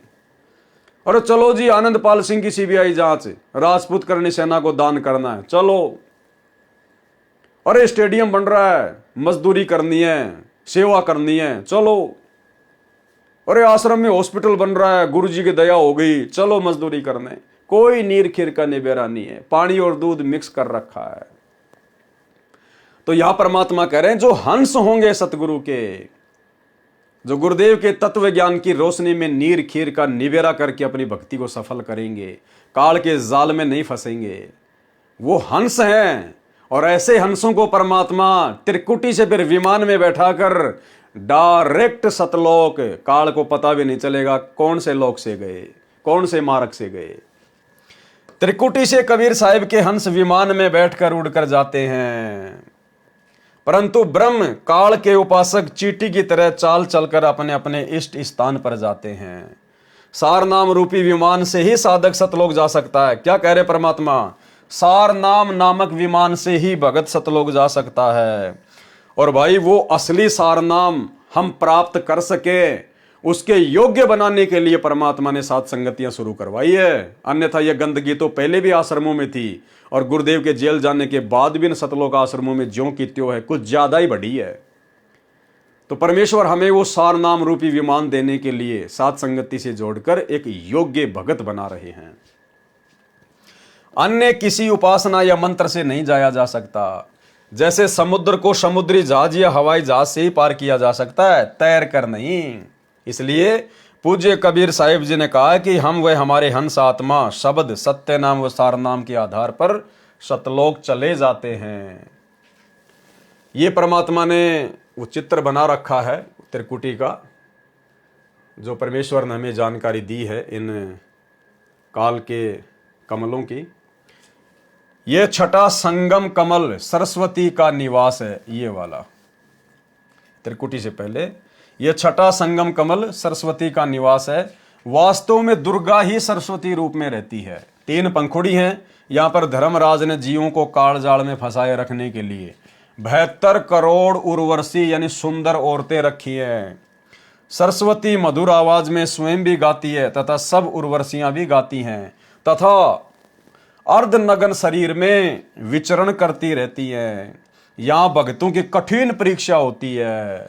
बहुत बड़ा बाड़ा है, कई एकांत स्थान है, गुप्त स्थान, एकांत, जहां पर कोई ना देखे। और जिन भक्तों की यहाँ पर माता बहनों के प्रति जो गंदी नजर होती है, गंदी सोच होती है, रमणी रमणी करते ही मर जाते हैं, शरीर छूट जाता है, रमणी हो नहीं पाती, भोग विलास की इच्छा रह जाती है, तो फिर काल क्या करेगा? वहां पर 72 करोड़ उर्वशियां बना रखी हैं, एक से एक सुंदर, और एकांत स्थान बना रखे हैं जहां कोई ना देखे। फिर वो उर्वशियां क्या करेंगी? उन भक्तों को लुभाएंगी अपनी अदाओं से, और ये पता चलेगा नहीं कि हम लोग त्रिकुटी पर आ गए या हम लोग नीचे हैं, पता ही नहीं चलेगा। और फिर वो मजनू क्या करेगा? जैसी गंदी आदत भक्ति करते करते यहाँ है, पुस्तक सेवा के बहाने जा रहे हैं और लगा के फोन, आ जाओ, मैं आ गया आ गया आ गया, मैं तुमसे मिलने आई, पुस्तक सेवा के बहाने। बहुत सारे कांड हो रहे हैं संगत में। फिर ऐसे भक्तों के साथ में क्या बीतेगी? क्योंकि आदत तो वही रहेगी उस मजनू की। फिर वहाँ उर्वशी आएंगी और उनको इसी प्रकार से लुभाएंगी और फिर उस एकांत स्थान पर ले जाएंगी जहाँ कोई ना देखे, जो काल ने बहुत सूझबूझ से बना रखे हैं, और उनके साथ में भोग विलास करेंगी और फिर उनके कर्म फोड़ के और उनको कुछ समय के लिए जैसी उनकी भक्ति है मौज मस्तियाँ करवाएंगी, फिर 84 में डाल देगा काल। ऐसे जो माता बहनें जिनकी गंदी नजरें हैं, ऐसे ही फिर काल के द्वारा 72 करोड़ युवा पुरुष वहाँ छोड़ रखे हैं। वो फिर उन माता बहनों को ऐसे ही फिर बाथरूम करने के बहाने या जैसे भी है वो उनके पीछे पीछे हो जाएंगी और एकांत स्थान पे जाके उनके साथ भोग विलास करके उनकी मर्यादा और उनकी भक्ति खंडित कर देगा। यहाँ भक्तों की कठिन परीक्षा होती है। बहुत बड़ा बाड़ा है, कई एकांत स्थान है। यहाँ पर अज्ञानी मार खा जाता है। अज्ञानी कौन? जो यहाँ गुरुदेव के ज्ञान को आधार नहीं बनाता। इसकी एक पंखुड़ी में काल अन्य रूप में निवास करता रहता है, जो उन भक्तों को पकड़ लेता है जो सुंदर स्त्रियों को देखकर भ्रमित होते हैं। इसके साथ करोड़ों की संख्या में युवा रहते हैं जो भगतमतियों को अपनी ओर आकर्षित करके काल जाल में रखते हैं। इसी छठे कमल की तीसरी पंखुड़ी जो दाईं ओर है, उसमें सत्य पुरुष भी अन्य रूप में रहते हैं जो भक्तों को वाणी सुनाकर काल जाल से सचेत करते हैं और उनको अपनी ओर आने का संकेत करते हैं। भगत इशारा समझ जाते हैं और दौड़कर उनके पक्ष में चले जाते हैं। फिर 2 दल के कमल में भगत भगतमती चले जाते हैं। वहां पर आत्मा के शरीर का प्रकाश 16 सूर्यों के प्रकाश तुल्य हो जाता है। वहां मनुष्य जैसा ही अमर शरीर आत्मा को प्राप्त होता है। वहां पर जीव नहीं कहलाता। कहां? सतलोक में। वहां पर परमात्मा जैसे गुण युक्त होकर हंस कहलाता है तथा ऊपर के दोनों लोकों अलख लोक व अगम लोक में परम हंस कहा जाता है। सतलोक में तो हम हंस कहलाते हैं और सतलोक से ऊपर जब हम जाएंगे ऊपर के लोकों में तो वहां पर क्या कहलाएंगे? परम हंस। तथा ऊपर के दोनों लोकों अलख लोक व अगम लोक में परम हंस कहा जाता है। अनामी लोक में परमात्मा तथा आत्मा का अस्तित्व भिन्न नहीं रहता। तत्व ज्ञान के आधार से साधक सूक्ष्म शरीर वाले कमलों में नहीं उलझते, चूंकि सतगुरु जी सार शब्द रूपी कुंजी दे देता है जिससे काल के सर्व ताड़े यानी बंधन अपने आप खुलते चले जाते हैं तथा वास्तविक शब्द की झनकार धुनी होने लगती है जो इस शरीर के बाहर सतलोक में हो रही है। हमारा सत्यलोक पिंड शरीर व अंड ब्रह्मांड के पार है। वहां जाकर आत्मा पूर्ण मुक्ति प्राप्त करती है। अनुराग सागर के पेज 152 का सारांश। इस पृष्ठ पर परमेश्वर ने शरीर के अंदर का गुप्त भेद बताया है। इस मानव शरीर में 72 नाड़ियां हैं। उनमें 3 ईड़ा, पिंगला तथा सुषुम्ना मुख्य हैं। फिर एक विशेष नाड़ी है ब्रह्मरंध्र। परमेश्वर कबीर जी ने बताया है कि धर्मदास मन ही ज्योति निरंजन है। इसने जीव को ऐसे नचा रखा है जैसे बाजीगर बंदर को नचाता है।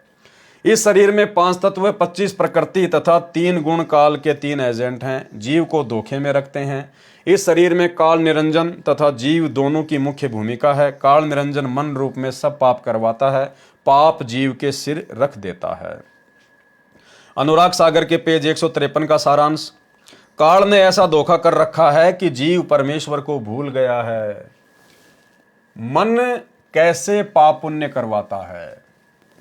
मन ही काल कराल है, ये जीव को नचाता है। सुंदर स्त्री को देखकर उससे भोग विलास करने की उमंग मन में उठाता है। स्त्री भोग कर आनंद काल निरंजन ने ले लिया, पाप जीव के सिर पर रख देता है। वर्तमान में सरकार ने सख्त कानून बना रखा है, यदि कोई पुरुष किसी स्त्री से बलात्कार करता है तो उसको 10 वर्ष की सजा होती है। यदि नाबालिग से बलात्कार करता है तो आजीवन कारागार की सजा होती है। आनंद 2 मिनट का मन की प्रेरणा से तथा दुख पहाड़ के समान, इसलिए पहले ही मन को ज्ञान की लगाम से रोकना हितकारी है। अनुराग सागर के पेज 154 का सारांश। पराये धन को देखकर मन उसे हड़पने की प्रेरणा करता है। चोरी कर जीव को दंड दिलाता है, पर निंदा पर धन हड़पना ये पाप है। काल इसी तरह जीव को कर्मों के बंधन में फंसा कर रखता है। संत से विरोध तथा गुरुद्रोह ये मन रूप से काल ही करवाता है, जो घोर अपराध है। अब संत से विरोध तथा गुरुद्रोह, एक तो होता है भाई और बहनों संत का प्रत्यक्ष रूप में विरोध करना, निंदा करना। एक होता है अप्रत्यक्ष रूप में। तो वर्तमान में अप्रत्यक्ष रूप में सतगुरु रामपाल जी की निंदा और उनका विरोध खुद सतलोक आश्रम मैनेजमेंट हरियाणा कर रहा है और लाखों की संगत से करवा रहा है। कैसे? संत रामपाल जी के ज्ञान और विधान के विपरीत उनके जेल जाने के बाद उनके परिवार ने, इन आश्रम वालों ने संगत से 2019 में कांग्रेस सरकार को वोट डलवाए, कांग्रेस सरकार का समर्थन करवाया बीजेपी के विरोध में।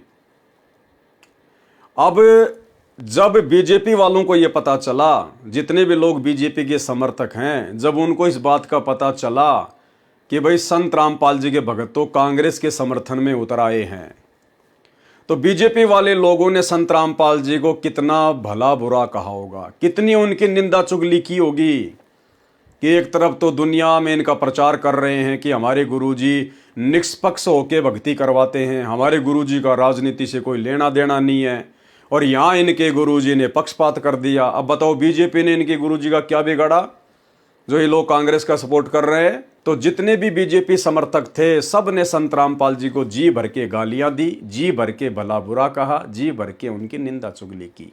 किस कारण से? उनके भक्तों की नादानी से और उनके परिवार के द्वारा काल प्रेरणा से जो ज्ञान विरुद्ध कर्म करवाया गया उसके चलते इनको लग रहा है कि हम तो बहुत अच्छा कर रहे हैं, लेकिन ये लोग गुरु निंदा के घोर पापी हो चुके हैं, घोर पापी। फिर वर्तमान 2024 में उसी काल प्रेरणा से गुरुदेव के परिवार वालों ने, आश्रम वालों ने कांग्रेस सरकार का पल्लू छोड़ दिया और बीजेपी के तलवे चाटने लग गए।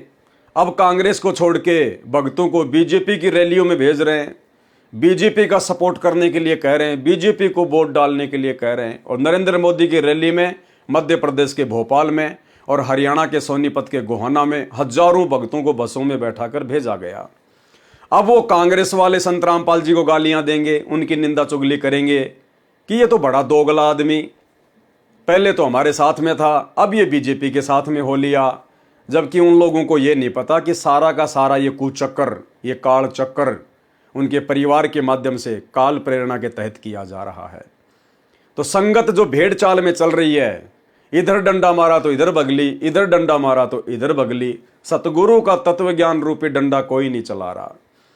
तो इस प्रकार से अप्रत्यक्ष रूप से सतगुरु की घोर निंदा का और गुरुद्रोह का पाप काल प्रेरणा से गुरुदेव के परिवार के पीछे चलकर ये नादान संगत भोग रही है, उठा रही है, और इसी का नतीजा है आए दिन अकाल मौत मर रहे हैं। निरंजन चरित्र काल का जाल।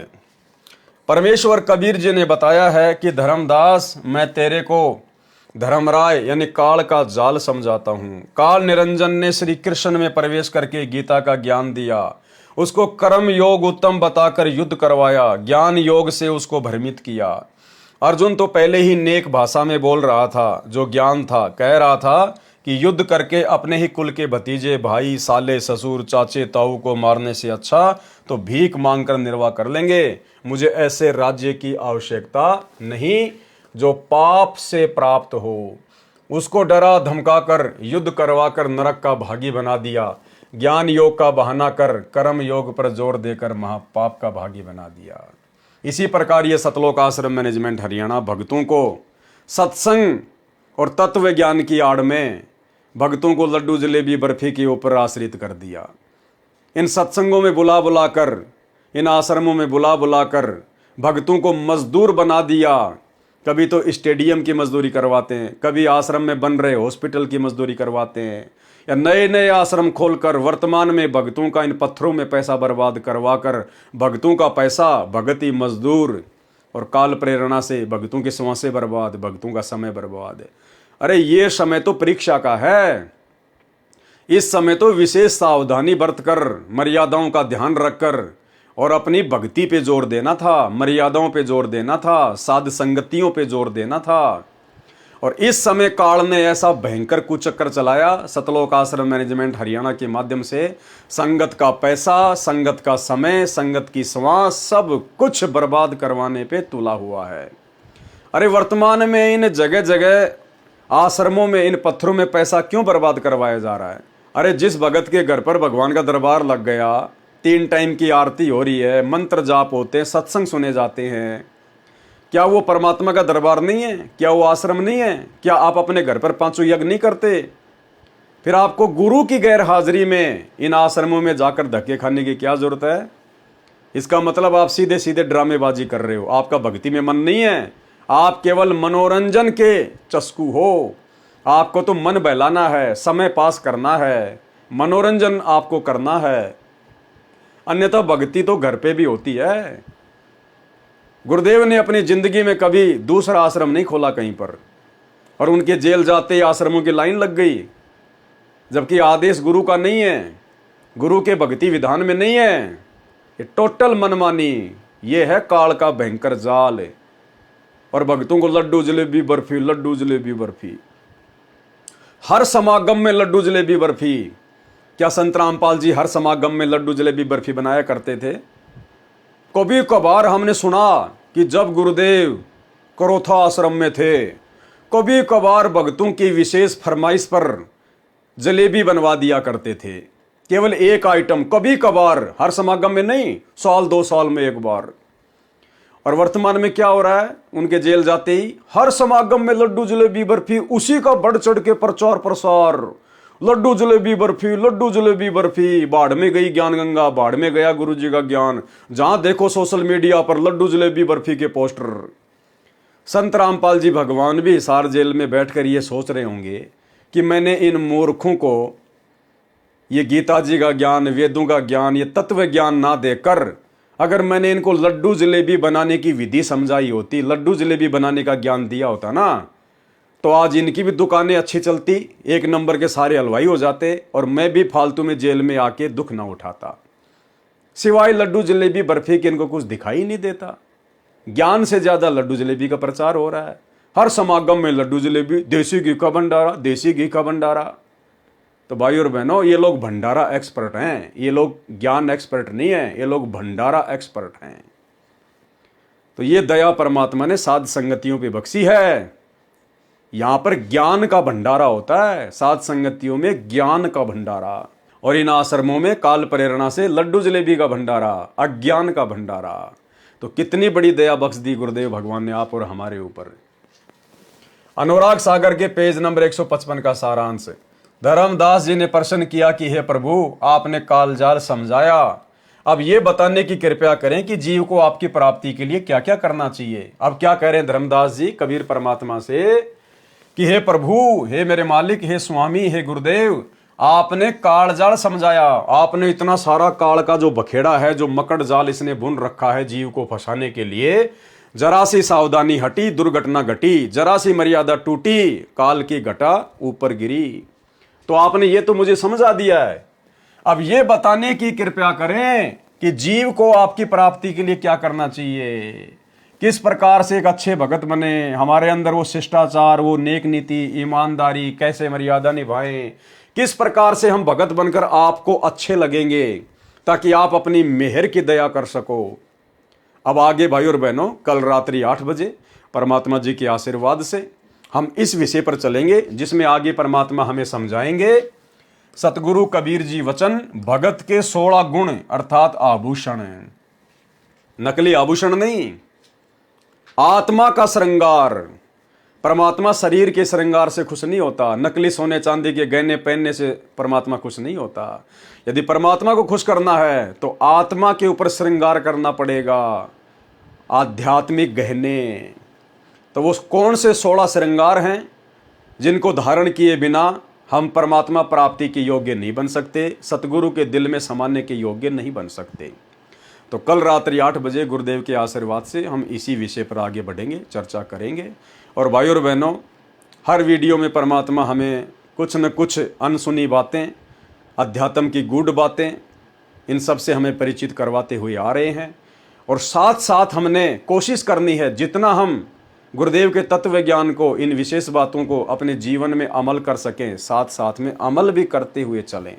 तभी ये कबीर सागर के सरलार्थ को पढ़ने का और गुरुदेव भगवान के कर कमल से लिखने का कोई फायदा है।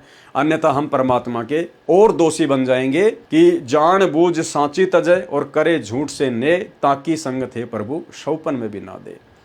तो ये विशेष रजा, ये विशेष मेहर, ये गुप्त ज्ञान, ये सार ज्ञान जो परमात्मा ने अपने कर कमल से लिख के इन पुस्तकों में छुपा रखा है, जो अब सात संगतियों के माध्यम से परमात्मा सबके लिए उजागर करवा रहे हैं। लेकिन सबके भाग्य में भाई और बहनों ये वीडियो देखना नहीं है, सबके भाग्य में नहीं है। जैसे भगवान 1994 में से पूरी दुनिया को ज्ञान दे रहे हैं, लेकिन कितने लोग हैं जो उनके ज्ञान को सुन रहे हैं? मुट्ठी भर भी नहीं है। ठीक इसी प्रकार साध संगतियों के माध्यम से परमात्मा अब जो अध्यात्म के खुलासे करवा रहे हैं इन पुस्तकों के माध्यम से, ये भी हमारे सभी भगत भाई बहनों के भाग्य में नहीं होगा। तो परमात्मा कहते हैं सकल पदार्थ है जग माही और कर्महीन नर पावत नाही। गुरु से उपदेश लेने के बाद भी इन सतलोक आश्रमों से जुड़े हुए 90% भाई बहन कर्महीन है, कर्महीन। ये दया परमात्मा ने कर्म बनाने की हम सत्सेवकों के ऊपर बख्शी है। ये अमृत, ये परमात्मा का अमृत ज्ञान आज आप और हमारे सामने निकल निकल के आ रहा है। हमें उमंग होती है और अधिक भक्ति मार्ग में आगे बढ़ने की हमारे अंदर प्रेरणा होती है। और दूसरी तरफ हमारे गुरु भाई बहन जो आश्रमों से जुड़े हुए हैं, जो कर्महीन हैं, वो आंखों देखकर भी उल्टे ही कमेंट्स करते हैं कि गुरुद्रोही है, गुरुद्रोही है, इसके वीडियो मत देखो, इसके वीडियो मत देखो। अरे भाई, फिर तुम क्यों अपने कर्म फोड़ने के लिए आ रहे हो? करनी तज कथनी कथ है, अज्ञानी दिन रात, कुत्ते ज्यों भौंकत फिरे, सुनी सुनाई बात है। दूसरों को हमारे वीडियो देखने के लिए मना करता है और खुद लाइव में आके जुड़ रहा है।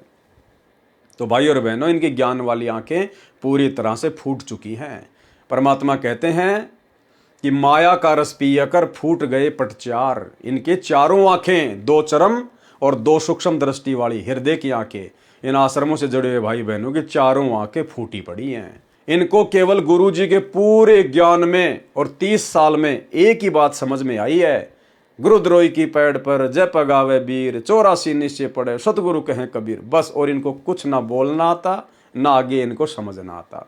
तो ये दया परमात्मा ने संपूर्ण तरीके से आप और हमारे ऊपर की है। और भाई और बहनों, हम गुरु के ज्ञान को आधार बनाकर अब हमने आगे बढ़ने की तैयारी करनी है, अपने आप को संवारना है। ये फाइनल स्टेज की परीक्षा है। आप और हमारी आगे जो शरण में आएंगे उनकी परीक्षा परमात्मा आगे लेगा, नहीं लेगा, वे जाने, उनका काम जाने। 1994 से लेकर 2014 तक परमात्मा ने जिन जिन को जोड़ दिया, उनके हिसार जेल से बाहर आने तक ये उनकी परीक्षा चल रही है। और ये फाइनल परीक्षा है। इसको हल्के में लेने वाला, मजाक में लेने वाला आगे चलकर खून के आंसू रोएगा जब पता चलेगा कि हम तो रह गए। तो आज के वीडियो में केवल इतना ही। कल रात्रि 8 बजे सभी भाई बहन फिर से जुड़े। तब तक गुरुदेव हम सबको आज्ञा दें, इजाज़त दें, आशीर्वाद दें। बंदी छोड़ सतगुरु रामपाल जी भगवान की जय हो।